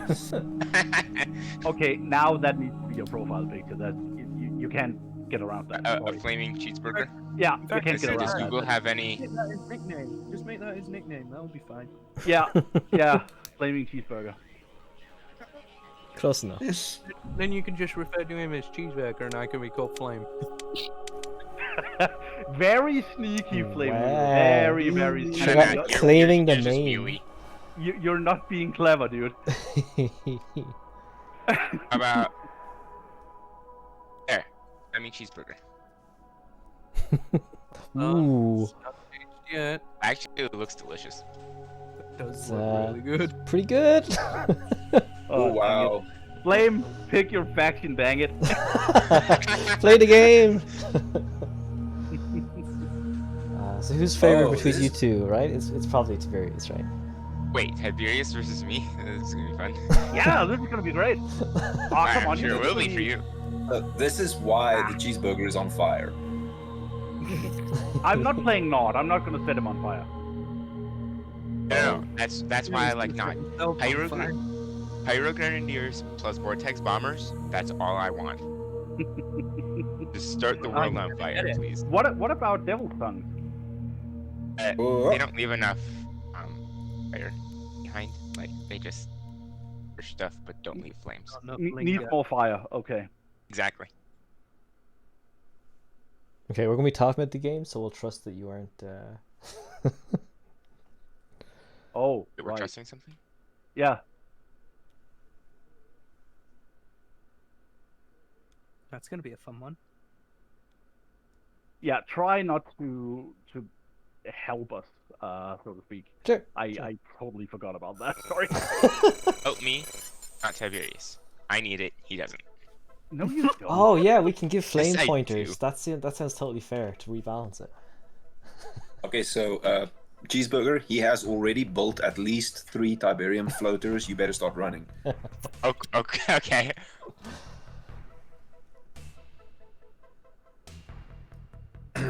Because apparently I can build floaters now. Hacks. Well, you know, if you try hard enough. If you try hard enough, you can do Wait, anything. if you try hard enough, then jellyfish monsters come out. I don't think that's how that works. I guess it depends on what you've been eating. I don't know. Well, Ooh. Yeah, don't go there. Just stop talking no, immediately. I'm stopping. I'm done. This No. is actually a really nice map. That's a lot of Tiberium. Yeah, holy crap. This is one of those maps where if you run out of money, you did something wrong drastically. Something horrendously wrong. By the looks of it. Either that or your opponent was just that annoying. Like, it's, True. Yeah. That's always. notice that the starting fields don't have any trees, they don't renew, so at some point you will have to play the side and fight over those. That's a good point. It's actually one of the options that we added for this mod. One of the options you can set in the lobby is the extra economy option. So when you toggle that, it allows each faction to build one money generating building. It's the resource center. So once you've built a tech center, it then allows you to build the resource center. It's a bit expensive, but once it's built, it provides you with a constant stream of money in the same way that the tech, the civilian industrial factory does. So the thinking behind the resource center and making it a playable, making it a toggleable option, is that if you want to play a game, if you want to play the long game where everyone has a lot of money, everyone has a very strong economy, and you can just churn out units and sort of hammer your opponent for quite a while, that's what the option exists for. But if you don't want that, if you want to focus on resource management, base expanding, making colonies, things like that, then you don't activate the extra economy, and you just have to rely on your normal gathering processes for that. So we just decided, we'll just add that in as a fun little optional extra for people. Yeah, and it's also for those people who like those long, thirdly AI games where you build a big pretty base and then you treat it like a mission. I know those players exist, and I think they'll enjoy that option. I still want to sit and tinker with the game options. I have an idea for almost like a Sim City style game mode, which you can toggle, and then once you activate it, you'll basically be able to build all your normal structures, but you won't be able to build infantry or vehicles. You can just build effectively a pretty base. Yeah, Twisted Insurrection have something like that, where I forget what they call it exactly, but it also lets you build map props, so things like guard towers and light posts, so you can make like really nice entire layouts. It's fun. It's a fun idea. You can see in the middle island there we have a preview of one of the forgotten structures, and some forgotten guys guarding it. Yeah, it's pretty cool. What's going on here? Lots of scouting. Oh, we also, one of the things that we added a while back, something that changed absolutely nothing in the gameplay except visually, was the idea of custom harvester models. So if you look at the harvesters there, you can see the Nod harvester has a very distinct, very sort of heavy look to it. More grays, more blacks. Yeah. Whereas the GDI one looks kind of like a truck. It's got that cab in the front, bunch of small windows. It's a nice attention to detail. Yeah, it was just a nice way to sort of go away from the shared units. We plan to do the same with the refineries as well. because they still share art. And then eventually with the mobile sensor arrays as well, we want to give Nod something different. Are you considering it for the construction yards at all, or keep the base one? I think we've talked Maybe. about it, but it really depends on what our It's like reveals at that point. it's one of those long-term things that we've put a note down for it on the project board, but it's not, you know, it hasn't really It's on the moved to the priority. front of the queue yet. Sure. Yeah. Cool. No, I think that the Because- models already in it look pretty good for the new ones you have introduced. So I'd be excited to see like future ones. Yeah, it's always that balancing act between, you know, the time and effort that you spent on, you know, that you spend on developing any, you know, component of the game versus what you get back from it. You know? So if we spend a week of development time on adding, you know, construction yards that look different per faction, you know, what if you actually added to the mod in that week? You've changed the visuals, you haven't changed the gameplay, you haven't changed the, you know, the game experience or anything. So it's that question of, you know, well, what's the trade-off? And for us currently to get multiplayer functionality correct and get the Forgotten in as a fully functional, playable side, because that is our priority right now, things like visual tweaks are not very high up on the list at all. But yeah, so it is on the list, but it don't expect it this week. Yeah, Fair. or within the next few weeks actually. Yeah. Yeah, you guys Tib is on a route here with his harvester hunting. really busy with trying to get that work done. Are you? I might have mentioned this before, but are you currently looking to try and get more people involved with creating maps for this while you're working on it, or anything like that? We absolutely do welcome mappers that are interested in contributing, very much so. And if any 3D artists out there want to lend a hand, then yeah, hit us up. Absolutely. Awesome. That is probably our number one, like the thing that we lack right now is an SHP artist. Well, anyone who can do 3D, which we can then convert into two-dimensional sprites, like the buildings here, the walkers, etc., etc. And then also mappers. If you have experience with map making, and if you have, you have certain, things that you want to experiment with, or play with, by all means, get in touch. Yeah, because we do have a lot of unique assets, and we're constantly adding more. Actually, did I put? Ah, dang it! I should have called for that earlier. It's just there's an asset here, a Tiberium plant that was hand painted by my girlfriend. Oh wow! And then that picture was made into a sprite. Where's actually this? It's like bluish with pink tendrils on top. Yeah. It's not those are vanilla ones. Oh. Did you guys desync? No. Oh, okay. I think the flame burger, the cheeseburger got eaten. And now I'm hungry. Thank you. I'm also hungry. We're in the same boat here. I am currently eating my dinner, so I'm fine. Get out. Thanks. We did not need to know that. It's a lovely roast dinner as well. Go away. Yeah. Go away. If you have the picture of the sprite handy, Tiberius, if you stick it in Discord, I can show it. Do I still have that lying around somewhere? If not, don't worry.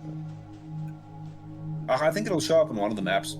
I think actually in Tainted Flow, I think it is actually on that specific It is, map. yes. We'll It's just on call your the attention. middle island. So yeah, if you'll just go the middle island, it's the one with the tendrils and it looks like a blue onion with yellow, pink, something. Sure. A giant blue onion. Giant blue Yeah. onion, got it. That's not how he phrased it to his girlfriend, but he's like, yeah, nice. No, I actually gave her a bunch of Westwood concept art and just said, like, Go take some nuts. inspiration from this and just make something, and she did. And yeah, like I said, awesome. it's kind of fun to have something my girlfriend hand painted as an image in the game. Yeah. Well, that's half the story. So his girlfriend custom made it, and then I had to sit and process and turn it into a proper sprite for game use as well. Oh, you poor thing. It must have been so hard. Jeez. I'm really. Flame, know how hard it you is to might make not want to sprites. give him we ammunition, go. or he'll set you to work on FHP. There we go. You I'm see working top on- right screen? This? That's the one. That's the one that his girlfriend provided the art, and then I turned it into the sprite that you actually see there. Yeah, it looks really cool. Which was It really fits fun, we well. all know. It looks better than the vanilla plants. Definitely.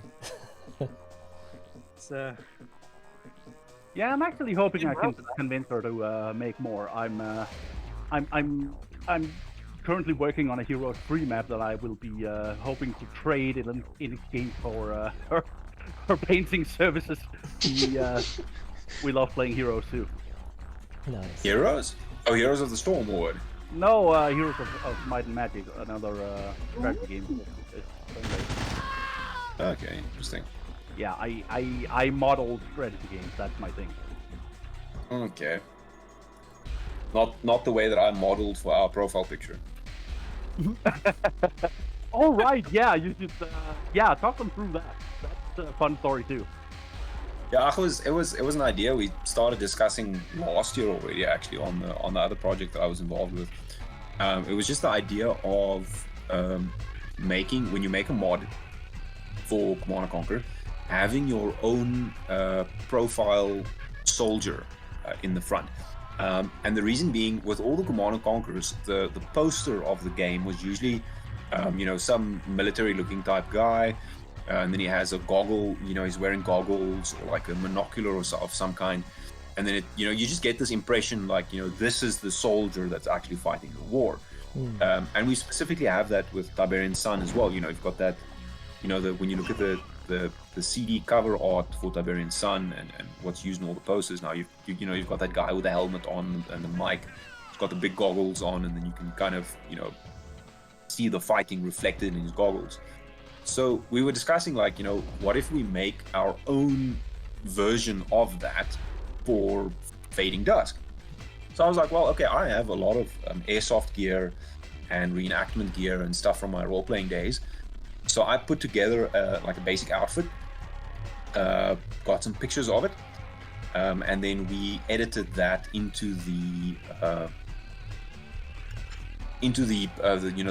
profile poster of Fading Dusk, which is that guy with sort of the tan uniform and the helmet and the green and everything behind him. Yeah.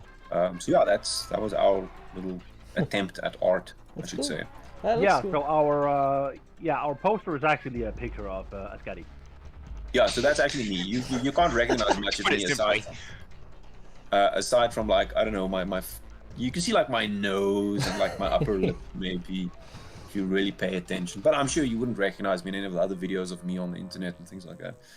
No, I put that Silhouette. nose into Google search engine, and that just totally found out who you are. Wow. Google image search. I do hope you didn't. I do hope you didn't find all my work in the adult sector. When did they add the find this nose feature? I think I missed that. Yeah. Wow. Okay, let's not go into that now. It's just like, wow. But yeah, so the idea is, we just wanted to have fun with the idea of having custom stuff like that. So we're also looking at some future options, shooting more posters like that, where you basically dress someone up in kit, have them stand for a photo op, and then turn that into a game poster or some type of game content. I have quite a number of friends in the airsoft and in the reenactment community, so between myself and them, we'll figure something out. Nice. Have like a face of Fading Dusk type thing. Because the thing is, if you have multiple factions here, which is going to be one of the big selling points of Fading Dusk eventually, if you have multiple factions, you do kind of want, like, at least do like a profile soldier for each of the factions, unlike Tiberian Sun, where that profile soldier is clearly a GDI guy, because we all know the Nod guys have those full face like Vader masks on, like a lot of black and red going on there. Yes, thank you. I think the cheeseburger is sizzling on the grill there. So we definitely want to explore the same thing with our guys. Have a TS, have it GDI profile pick, a Nod version, and then a mutant version, which is kind of probably what the current one will That's cool. sort of be relegated to. Although I need to stick some green perspex to my face to get like Tiberium crystals going if I want to be a proper mutant. Yeah, I see this island's been captured. GDI player making good use there, grabbing those industrial plants early on. Thanks for the information. Pardon? Thanks for the information. Oh snap! Sorry. Sneaky. I was being so quiet about it as well. No, I'm sorry. I I'm so went sorry. around with the amphibious and the thing. And I the saw your stuff. amphibious. Okay, I heard the fighting. he knew. It's not actually. No, that you sneaky. didn't. Yeah. Yes, I did. Well, listen, there are already Ravager tanks in the city, which means things are going to die now. Just Wait, that's a. What? That's usually a. Oh, it's got both. That's really annoying. yes, the pillboxes are. Blame him. The pillboxes are quite vicious. They contain a very strong machine gun against infantry. You can see the infantry guys are dying very quickly there. And then they also contain a anti-tank cannon that can and will give your armored vehicles hell. So wait, which one of you is playing Nod right now? Blame. Oh, Flame. Okay, cool. Hey, listen, I just told you about those industrial plants, okay? You owe me some cheeseburger sauce now. Why do you think that? What is with you and cheeseburgers and Americans? I'm hungry. I think he's I'm kind of hungry. I'm hungry, actually. Also, I haven't had a cheeseburger in like 10 years, so, you know, it's also bad. How much damage did that do, actually? If you select that Barely industrial any. plant? Barely, yeah. See, it's very much focused It's anti-vehicle damage. Yeah. But it will eventually wear it down. Sorry. Totally not giving it away. No, that's the point. You totally are giving it away. Oh dear, I'm so sorry. worst spectator ever. No. I'm omniscient. I'm watching the spectator view. Like I said. So Danku, you can see some of the new civilian assets we added there. That ATV buggy at the top that you were selecting there. Yeah. That's just one of the little voxels I did on the side, just to provide more civilian vehicles that we can sort of scatter around cities, in order to make them look more populated, Sure. more interesting, things I like love that. it. It's really nice. Good box. We also added some more wrecked buildings, so you can. It's a bit difficult if you're not super familiar with all the vanilla Tiberian Sun buildings, but a lot of the buildings in this particular cityscape are actually new ones that I put together that were intentionally made to look ruined. So the idea being, the world has gone to hell, cities have been abandoned, so you won't really find buildings that are in pristine shape, type thing. So we have more of these wrecked buildings that we can now scatter around during the map making. It's nice. Is air-to-air, we've got a question here on the Twitch stream, is air-to-air combat possible? Unfortunately not. It is one of the really big engine limitations that we've inherited with Tiberian Sun. Air-to-air combat is not possible. The only, I speak under correction actually, the only air units that can target and fire upon other air units are jump jet infantry. So while jump jet infantry But units not while they're in the air. That's an important side note. How can they not? I thought they could. Nope. Oh, okay. So air to air is not possible. Period. Yeah. No. Yeah. Apparently, they just never considered that option in TS. They actually did. If you look at the code, they clearly intended it, and I think they just never finished it. And they put it in advertisement promotions too. for Yeah, beta. and if you look at the Harpy's weapon, it's actually the ini code suggests that it should be able to hit air. Which obviously makes a drastic difference to how you use those units. Yeah. But yeah. Oh, here we go. Ooh. Oh, whoops. Ahmed saying he has seen jump jet shoots. Yeah, it's one of those like. But the point is whether a flying jump jet unit, jump jet infantry, can target other air units or not. The fact that the jump jet trooper logic in and of itself is so buggy and unreliable makes it effectively useless. Okay, so sure, a flying jump jet trooper can fire at air units, but You see this laser turret tradition? Yeah. Yeah, okay. So that's yeah, the turrets are out of range. They can't target it was stuck at just like the partway through the The build-up animation or something. Oh, okay. Probably just didn't refresh probably, yeah. Wait, what are those? Those are militia. Yeah, so if you capture the civilian war factory that's at the bottom right corner there, yes, it gives you the ability to build new vehicles, unique vehicles. You can only build if you control that factory. So you get the militia medium tank, which is basically a Tiberium Dawn GDI medium tank. And then you also get the Tiberium Dawn, the M113 APC, that looks like a block of cheese. The idea is basically that these private military companies and militias bought up plans for these PT vehicles because they're now outdated. So unlike a lot of mods, you're not going to get more powerful tech necessarily, but the fact that I can spawn them in the middle of the map faster than my Titans is an asset in and of itself, even if they're not actually more powerful. So with us, in FD, the tech units are more to provide utility and new options. So they give you a tool that you might not otherwise have, but they're not necessarily better. It's pretty cool. much that. It's nice it ties into the lore like that.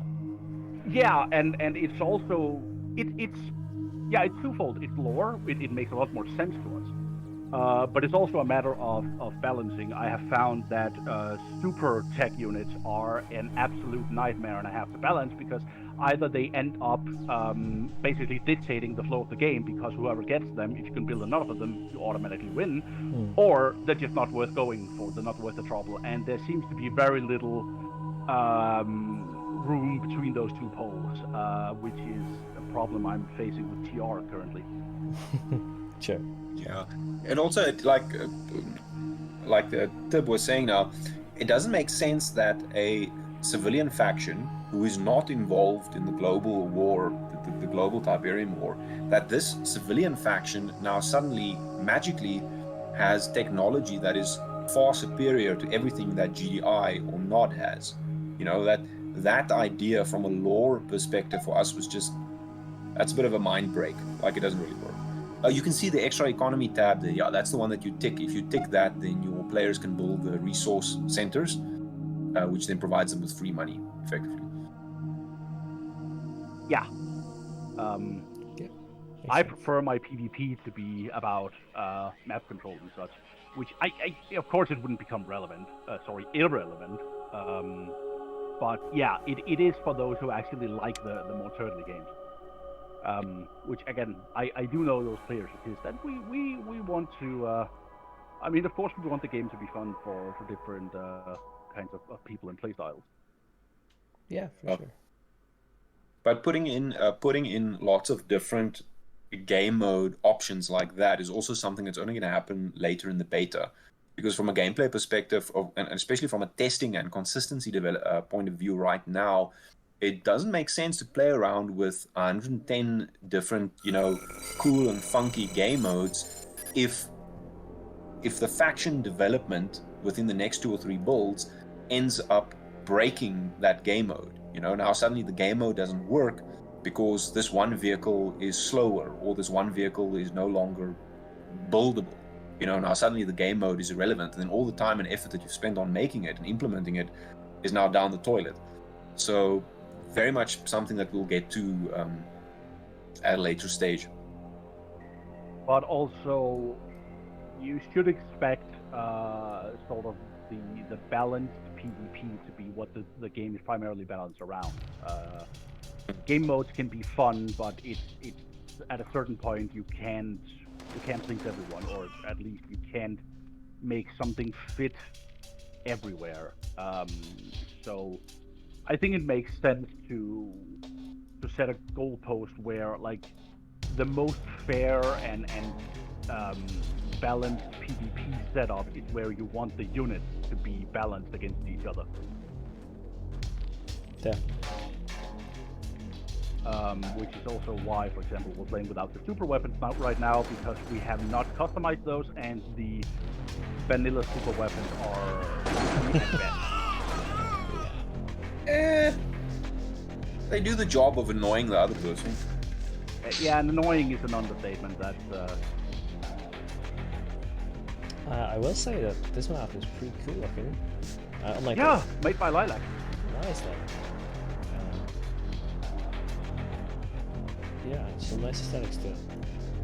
This Very. is where we tend to have the long games, because the map, as the name implies, is quite compact, and there's a lot of expansion points, so it ends up being a very gradual sort of fight for trying to gain enough momentum to attain dominance, while remembering to constantly expand. Yeah, it looks very much like it's kind of split straight down the middle, right? And then you have both players with an interesting blue tip point in the center as a kind of control point. Yeah. Something to contest over it. And I could see it because of the length of it too. You're definitely going to need to use some of the base expansion units that the mod offers, so it fits nicely into that too. Yeah, that's something we also try to map around, of course. We want the base expansion nodes to be meaningful, but also not. We also don't want expansion to be too convenient. So again, balancing act. Always that balancing act. Well, yeah, There's the moment. I think everything in moderation, which is really what I think has been a core part of how I've approached, especially with mod, is that if you do any one design choice, then yeah, it's just never gonna be good. Problem is if you make a small change in the mod and suddenly a lot of other components tip out of balance now because of that change. If you don't immediately address it, then all these small little changes build up, and by the time you then try to address, these horrible imbalances in your mod, there are so many components that you then have to try and tweak at the same time that it just becomes an absolute nightmare. So what we try and do is, whenever there's a problem, you do your correction immediately, or as soon as you can. And just prevent it from sort of snowballing this massive issue. Veins going to the buildings there. Well, you can see the NASCAR lead is alive and well. Doing some damage. On a turn to the left. Whoop. He's running. Something greedy. A lot of Nod harvesters out and about there, you can see that. I was actually for the Nod harvester art that you can see here.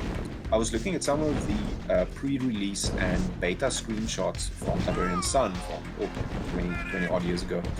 And it showed a harvester model in there that looked very much, quite a bit similar to this one, where you have your gathering claws in the front, looked very robust, almost crab-like. And it had this low-browed driver's cockpit and everything. And I thought, that's a nice look for a Nod harvester. It has the scorpion vibes, looks very, very much, more aggressive than the vanilla harvester models. So we implemented that for Nod, and then the GDI one just turned out that, it's like, like a regular truck cab, Yeah, which looks kind of more industrial, I suppose. Fits the lore well. It's cool to see the old Reckonod artillery kind of do that so much active. It's nice. Yeah, I was just on the little map details we decided to scatter around. That particular model needs a bit of overhaul. One of the first ones I made wasn't the best quality. But it served its purpose, so... Oh, you can see the Phobos there, punishing Doing good stuff. punishing those Ravagers. But I think this GDI player is in the ouchie. He's in the ouchie right now. Walker Harris will do it. It's not happening. It's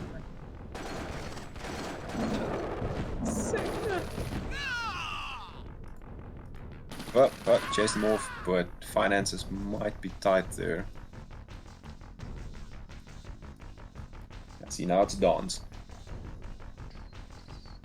So what's your optimal economy situation in this mod in terms of like harvesters per ref?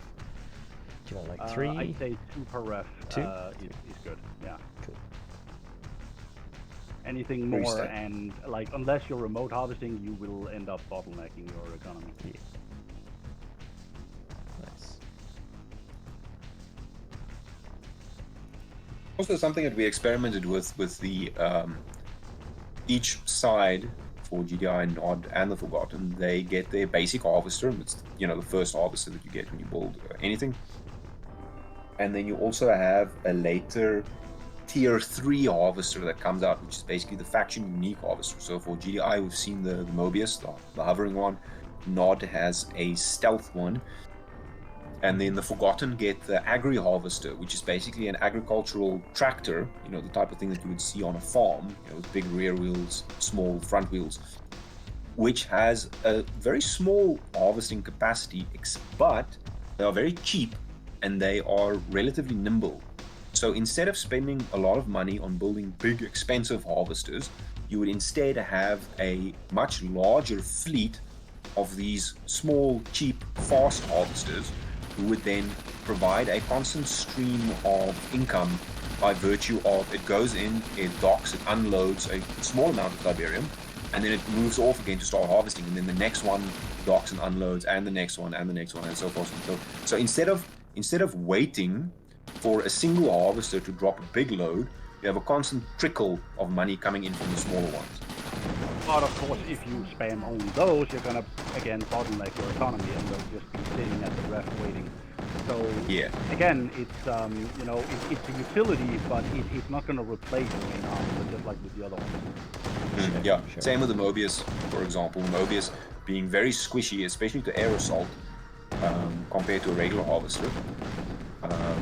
Yeah, so ups and downs all across. Player was defeated. Can you say something about this one being a long game? You want to Yeah, I'm also wondering about that one actually. Okay, so I have to go eat dinner, but this has been a blast. For sure. I don't know if you're gonna continue playing, but if not, then I just want to say thank you to everyone participating, and especially you, Danku, for streaming with me once again on the last of my my projects here. No worries, it's been a pleasure, Tiberius. Thanks so much for being the raisin at the end of the sausage, as we say in Denmark. I have no idea why. Sure. Wait, what? Yeah, that's a Danish expression. The raisin at the end of the sausage means you're the last. I The don't know raisin how the raisin. That makes no sense. The raisin at the end of the sausage. I have no Who idea. puts raisins in sausages? What's wrong with you people? Yeah, oh, that's the dumb part. Well, I guess it's more normal than Sky Mountain. Don't. Yeah, stop. well, let's not get into the mountains. Yeah, What mountains? the hill of doom. Yeah. Right. Sandwich Hill. So I really have to go, but thank you so much, guys, to everyone, and good games. This was lovely, and to all the viewers, thank you for watching, and have a great evening. And hopefully, when we release, you will join us for some online fun. Awesome. Cheers, Tiberius. See ya. Yeah. Cheers, man. Thanks for everything. I guess we have an option if you guys want to play one more game, or if you want to call it there. I know Fefe and Lilac are on the call. I don't know if maybe those two want to play. They haven't really had a chance. Could this do a evening. 4v4 if Flame Wheelie wants to join. Yeah, you can do like a 2v2 maybe. Yeah, that's what I meant. 2v2, not 4v4. 4v4, let's We're down go. to body for 4v4. Jesus. Need a lot of players for that. We have 6 people here. Ascati. Come on. Yeah, we do have Ascati here. 3v3. I'm sorry, I just developed some rather crippling internet problems on my side. I'll need to, take it easy from now on. Scotty, get your ass in this game. Flame, do liar. you want to set up a lobby? You have a better idea of the maps. Sure. Cheers. I actually I don't, but sure. Sure. Well, we'll make it work. Yeah, I think we can. I'm just looking at the clock here. It's 7:14 on my side. So yeah, I think we can run it until. Let's run it for another 15 minutes. When we hit 7:30, I'm supposing it'll be 5:30 for GMT. And then yeah, I think we can call it a night or a day after that. I think Danku's been kept up for a very long time by us now. No. It's like I say, it's been a pleasure. Fine. Yeah, Flame. It's all of 12 o'clock for me. Midday. It's midday for you. Midday.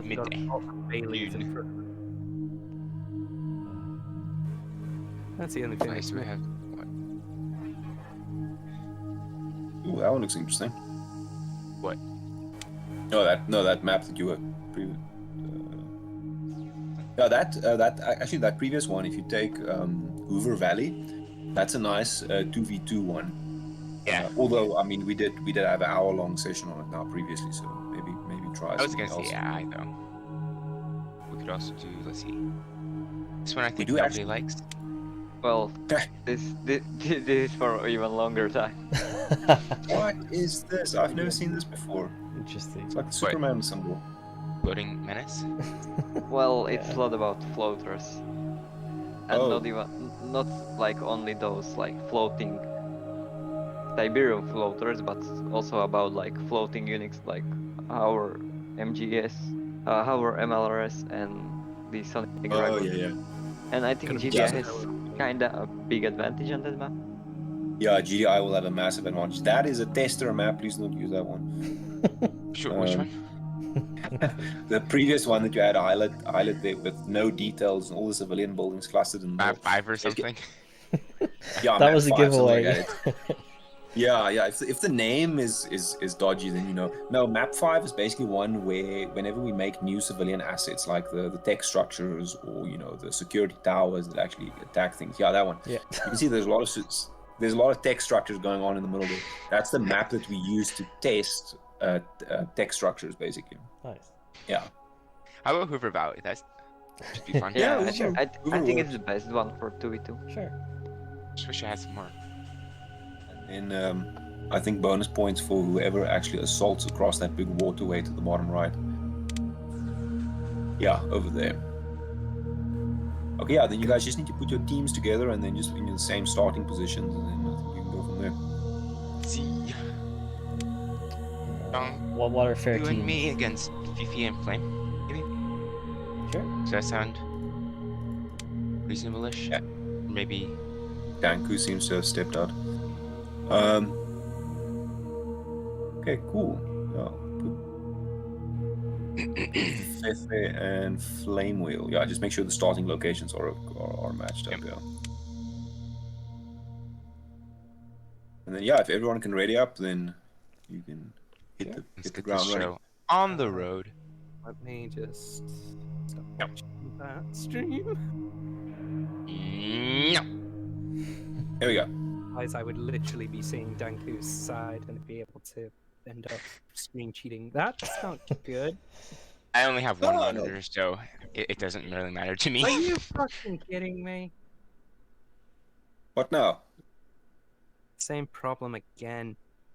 Oh, come on. Seriously? I What? swear, I have a duppy in my computer. This is terrifying. Gremlins on your computer, that's what you have. Yeah. Hey, that's... Oh my god, and I had just updated as well. Yeah, so for those of us on the Twitch, of those of you on the Twitch side, Flame Wheel has been having some gremlin issues on the tech side. As well. It's only so- today that it's happened. Like, that's the most annoying part. It's like my computer is just saying, no, fuck Ascati and all of his work. His mod sucks. Everyone else's is just great, kind of thing. And it's like, no! Sure. Just because we only have a small bit of time left, do we want to do maybe just a quick free for all 3?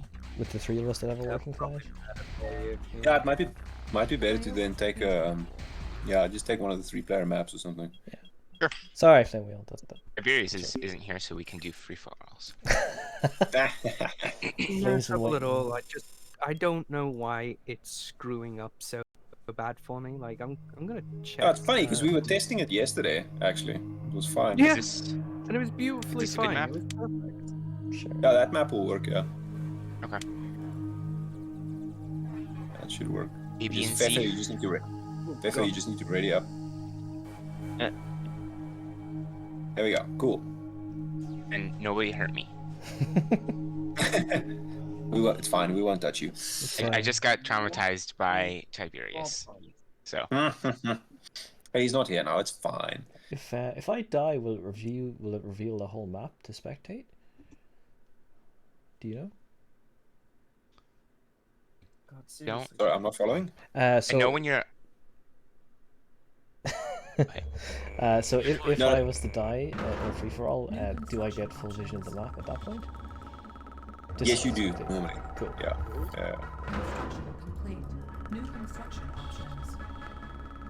I wouldn't kill I don't you, expect though. anyone to die that quickly though.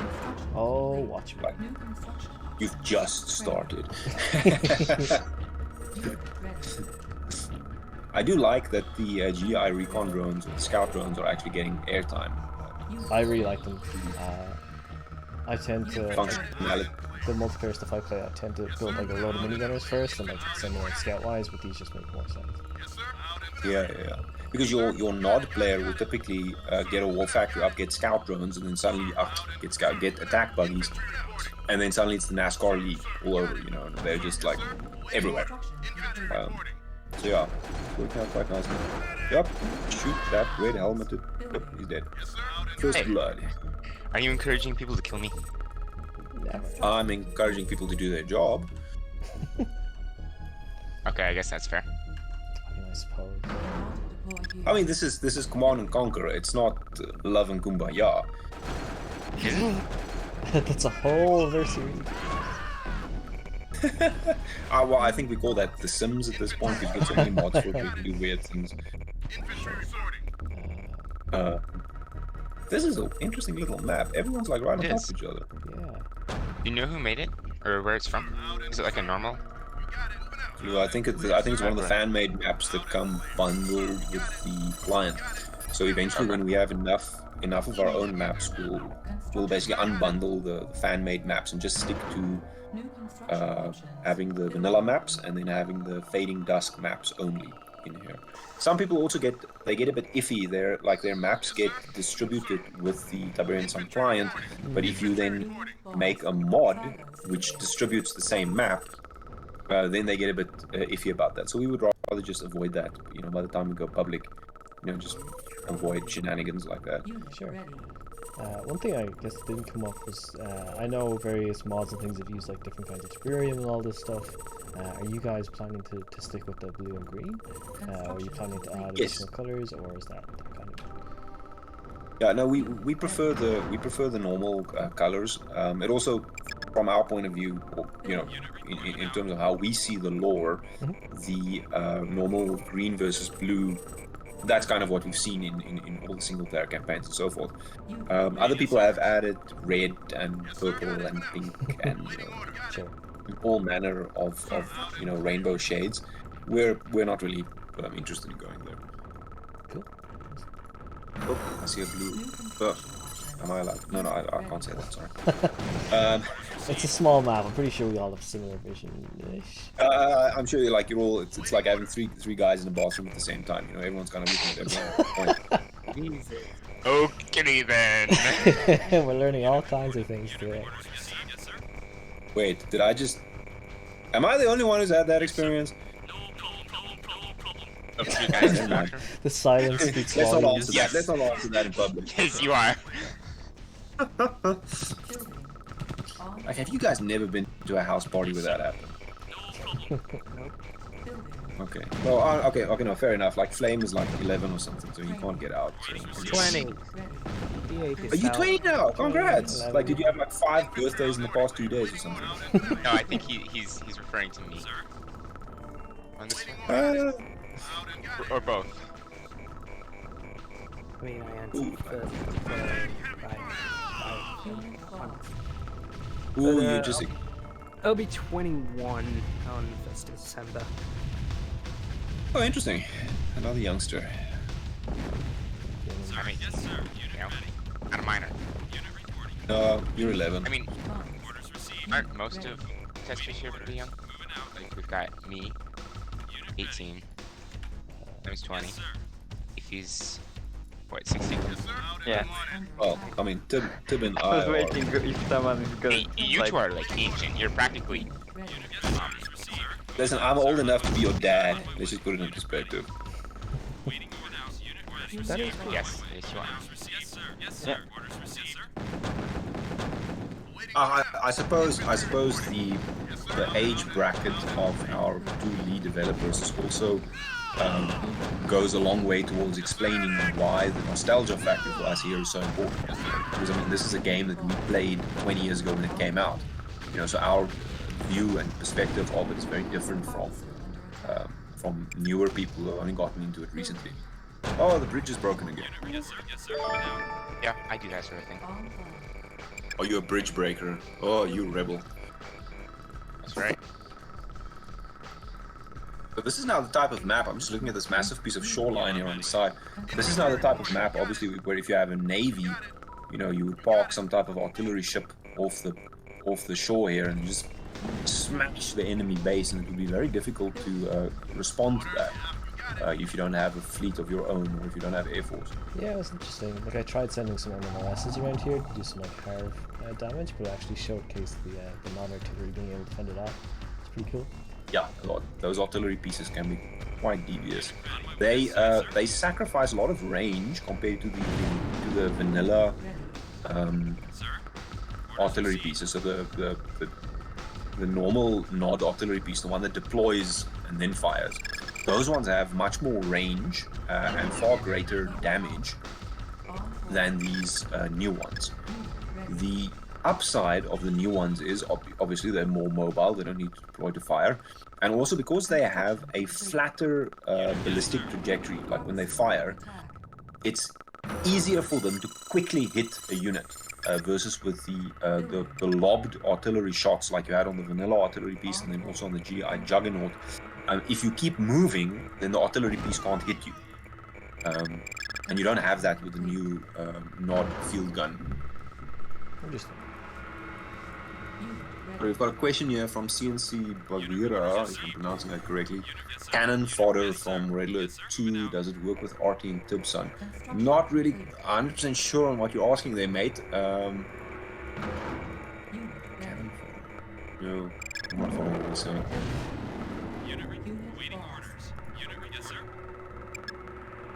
Oh, I see someone has a Helix Squadron up. That's Fefe. Oh, Fefe, yeah. He's been doing quite a lot of damage with it. It's that thing about your investing in an air force. You do it right, it pays off very well. Oh yeah, that's a good call, Danku. Good call. Put some resistance there. Whoa! Sneak attack, sneak attack, sneak attack.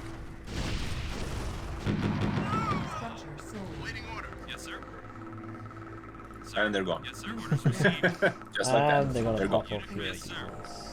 They're gonna pop up somewhere, being miserable. But that's kind of the point. That, you know, they do that thing. They try and do a straight up fight with those guys. That. Ooh, that's nasty.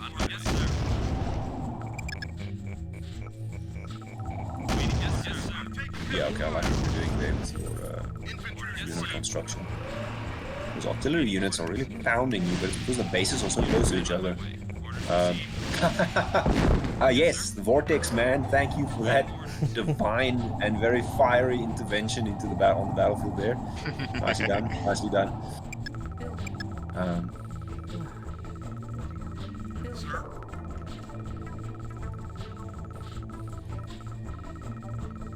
So Yeah, this is obviously on a map like this with the with coastline and the large body of water where it acts as a movement deterrent.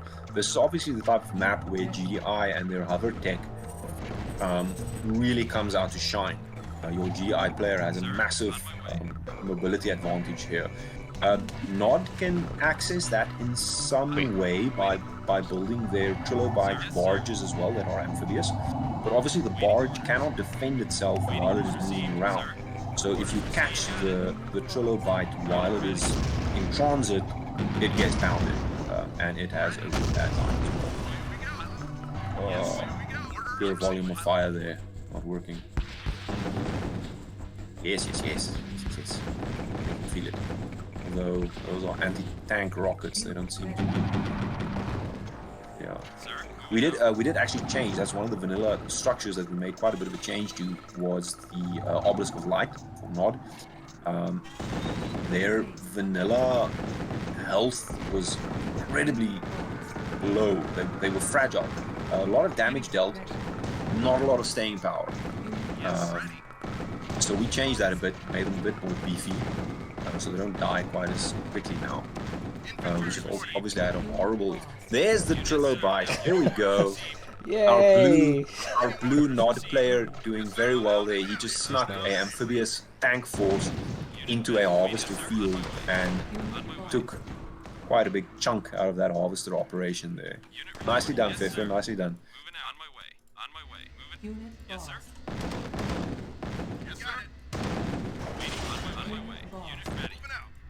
Unit orders received. Okay, and just on the Twitch stream here, CNC Bagheera, he's saying the map is actually a remake from a Red Alert 2 map. I'm not sure. I don't know all the Red Alert 2 maps that well, but it is very possible. And yeah, like we're seeing here, the effect of artillery. Any long-range unit on a dense, compact map like this, your long-range units are really going to shine. There we go. There's that pest.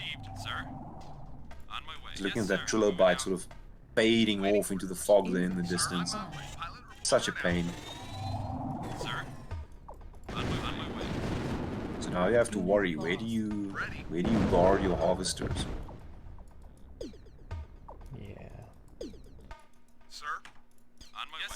There we go. Catch it. If you catch it in the open. There we go. People are gonna pick it up. Oh, scorpions. Watch for the scorpions. Maybe get those orcas out of the way there. Scorpions will chew through. Oh, now the artillery is. Now, this map makes it really tricky to respond to everything in time. Everything is like right on top of each other. See, Nod is having a brother war there with the vortexes. Orange vortexes hitting the blue guy.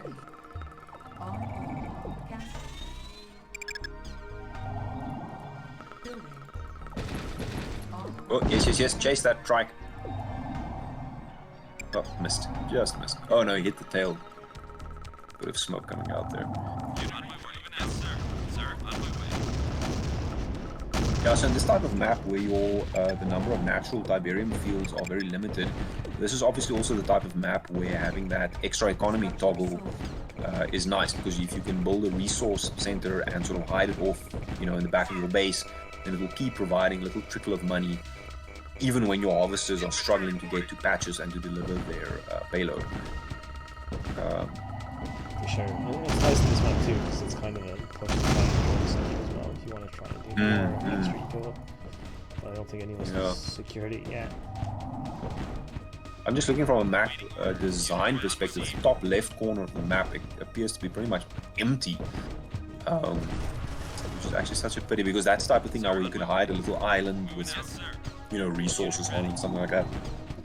But obviously then it's massive advantage to the players that are closer to it, and a big disadvantage to the players on the opposite side. So the orange player, for example, just being physically the furthest away from it, would then not be able to access those things. There we go. And done. Nicely sorted. So yeah, that type of that big black hidden patch there, obviously great for amphibious forces to sneak through, as we saw previously. Sure.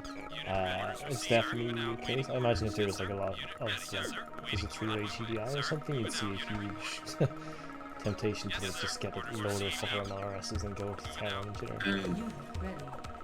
Then you can pretty much swarm in and basically hit the beaches for any of your other opponents, basically smash up the harvesting forces and then pull back, and your non-player will not be able to follow unless he can see your hover units over the water and then send aircraft in after them. What could even be like a nice thing with the Mobius Harvester in this is have like a blue patch or a blue island of Tib out in the middle of the sea. So Yes.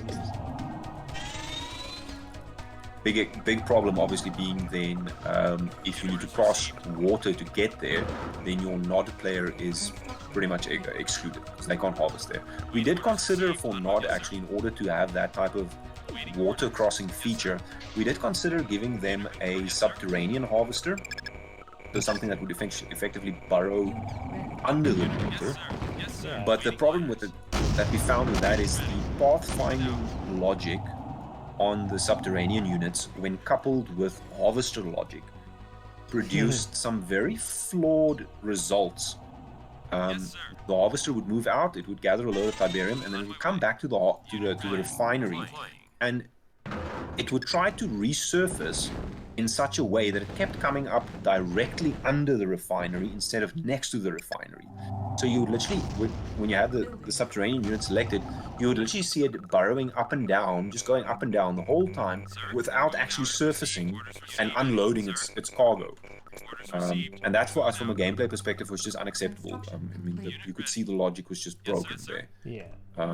So we ended up discarding that idea completely in the end. New construction options. Because then you have the ability to hide resources out on, little islands like that, and then, the subterranean guy would get to it fine. Unfortunately, 22 years old worth of code. Sure. Didn't really want to cooperate.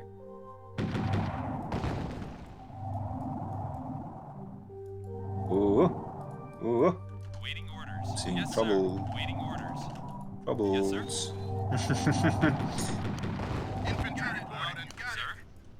Unit ready. So the thing with the amphibious transports, the Trilobite, Bard, Nod, and then the Leviathan transport for GDI is, obviously if you catch that transport out over the water without any defenses, you can annihilate it, sink the transport, everything inside it, and it's gone.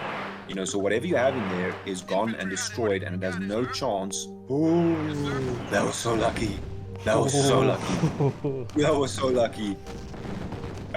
So yeah, if you destroy an APC or any type of unit carrying vehicle, if you destroy it over water, then whatever was inside the unit is also automatically gone. So if you have a transport filled up with very expensive hardware, then that's a very expensive sinking right there. I see Tiberius showed you the Q move. He didn't. I just figured it's the same. Right? Oh, okay, cool. Yeah. I haven't been using it a lot. It's a lovely ability that Tiberian Sun has. Unfortunately, it's missing in Red Alert 2. So for a lot of the guys going from TS to Red Alert 2, they struggle with that because you can't Q. I see some nastiness in action there. Unit ready. Oh, time to eat away. Eat away. Unit ready. On my way. Unit ready. Yes, sir. On my way. I thought this was supposed to be a short game, guys. I'm seeing some very determined resistance here. Let me hit those anti-air. Oh, that was a solid shot. Look at that. Yeah, time to repair. Now, so the Shepherd deals massive damage. It's a bit chaotic. The rockets don't always go where they're supposed to go. But when it does hit something properly, that target knows. It knows that it's been punched. I think your Juggernaut's going to attract some unwelcome attention there from this game. Nope, bypass it. Lucky.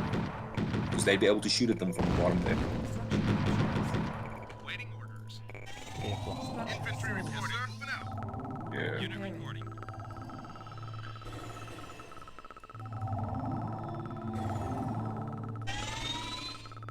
Unit ready.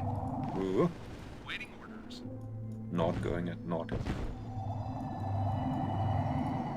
Orders received. On my way. Orders received. Yes, sir.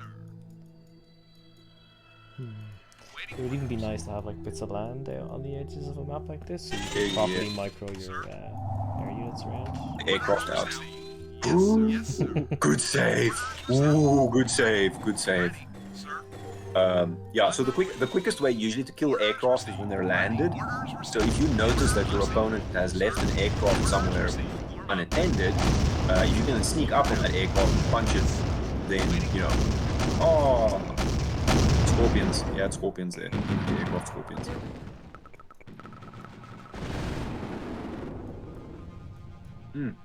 That Helix squadron is really taking its pound of flesh.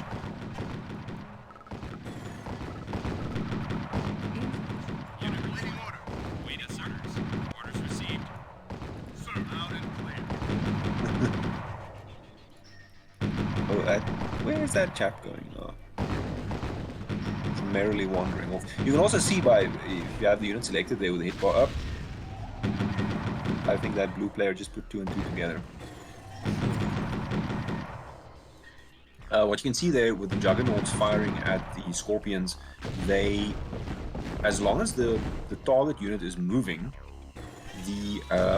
it's very difficult for the artillery units to hit moving units. Not so much the Nod field gun, it fires at a much flatter trajectory, but the lobbing guys, so the Juggernauts and the vanilla Nod artillery pieces, they really struggle against moving units. Which is one of the reasons actually why we wanted to give Nod a regular sort of M110 field gun.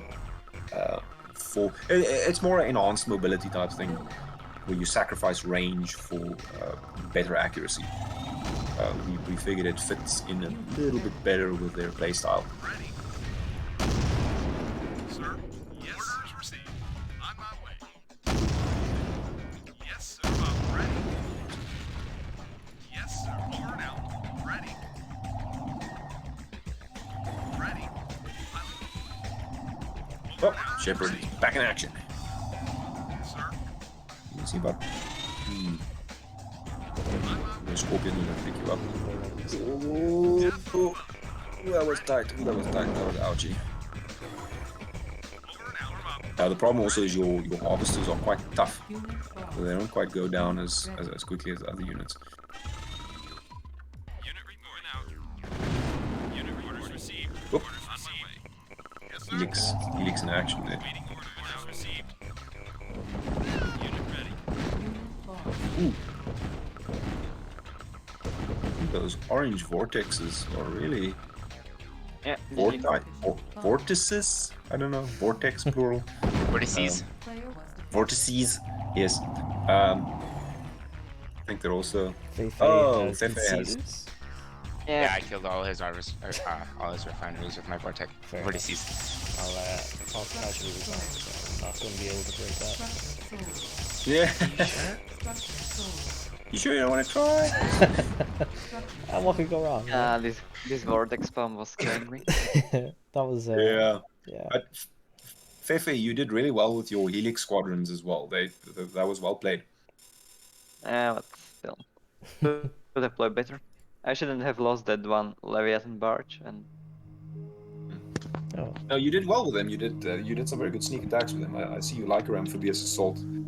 yeah, I do like it. You know, It's nice flexibility. Yeah, because like yesterday it basically won me a game because Sheesh. I started using it a lot more. It works once, keep spamming it. Yeah. Well, no, it's good. It's good. That's why we provided that functionality. Also, that's why that unit is there. Also, I feel like almost nobody uses it, so Yeah. They don't expect it. Yeah. They don't expect it at all. Because people, it's a very new unit in terms of adding functionality to the game. You know, it's basically a ship that you can put tanks in and then you can attack from the shoreline. And a lot of people don't think like that. When they think defensively, they think, okay, if I have a piece of shoreline on my one flank, then I'm fine because things can't cross that. And then you look away for 2 seconds and suddenly there's a Nod tank battalion on your shoreline. So yeah, very cool. yeah, I did destroy a lot of Danku's harvesters. Just a couple. Yeah. Yeah, that was Honestly, though, I mean, that's go for it. I think this map is really good for a 3-person FFA just because Yeah. it's so small that Mm-hmm. if you do like commit to anything, you're gonna get killed instantly. But you also can't, because it's so small and there isn't a ton of Tiberium, you can't just turtle forever. Yeah, Yeah. for sure. Yeah. Because otherwise your opponent's just going to whittle away at you, especially if he has a decent air force and you're not protected against air, because then he can just keep hitting you and he can keep doing damage and destroying units Without just losing by anything, you know. without losing anything. Though he only spends time because it's the transit time. You know, fly to the target, deal the damage, fly back, reload, repeat, and then you just keep smashing things up like that. Yeah. Awesome. Well, I think I'll leave it here at this point. Yeah. It was great, guys. Thank you all so much for playing Ascati and of course Tiberius who left earlier. And of course, thanks very much, Fefe for joining, Flame Wheel, Lilac and Jacko playing this morning, and Lilac still hanging in. Appreciate all you dropping in. It was a really good overview of the mod. I think this morning we got to check out. You know, we had yourself, Ascati, and Tiberius talking about a lot of the different models and the actual construction of the different factions, and got to show off a bunch of maps, as well as cast a few of those 1v1 games, which was awesome. And then this evening we were able to check out some co-op stuff and talk a little bit about it from the player's perspective, which was awesome. And then the nice free-for-all to tie it up. So thank you all very much for joining. Thank you very much for your time and thank you very much for your time and effort to facilitate us with this. And we very much look forward to using your services again in future when we have more big news to share. Let's call it that way. For sure. Looking forward to it. I'll talk to you guys on in a bit. Right, Cheers. Awesome. Thank you very much for everything, and then we'll chat again. Cool. Take it easy, guys. Ciao. Cheers, mate. All right, and that's going to be the end of this. So as I was saying there, we had a really nice session. This morning's session was more focused on some of the competitive, like high-level tester gameplay. So we saw that with Tiberius and Ascati, who were casting the games of Lilac versus Jacko Derp. So that was really interesting to see. We also got to see a couple of co-op missions with myself and Tiberius taking on the AI and chatting through the devs there a little bit about the balance and a few bits and pieces, so that was also really fun. And then of course the free-for-all there at the end, and we also had Tiberius playing a few games against Flame as well as Lilac, so well done to all involved. And this is going to of course be available on YouTube and all that good stuff after the fact, so if people haven't been able to see it all live or they're curious, they can check it out there. But that's going to do it for today's streams for the Fading Dusk stuff. So thanks everyone for joining. I'll check and see if anyone else is currently streaming Experience on it. I'm not sure if they are. If there is anybody, we'll drop them a raid. If there's not, we'll quietly end the stream. But thanks very much for joining, guys.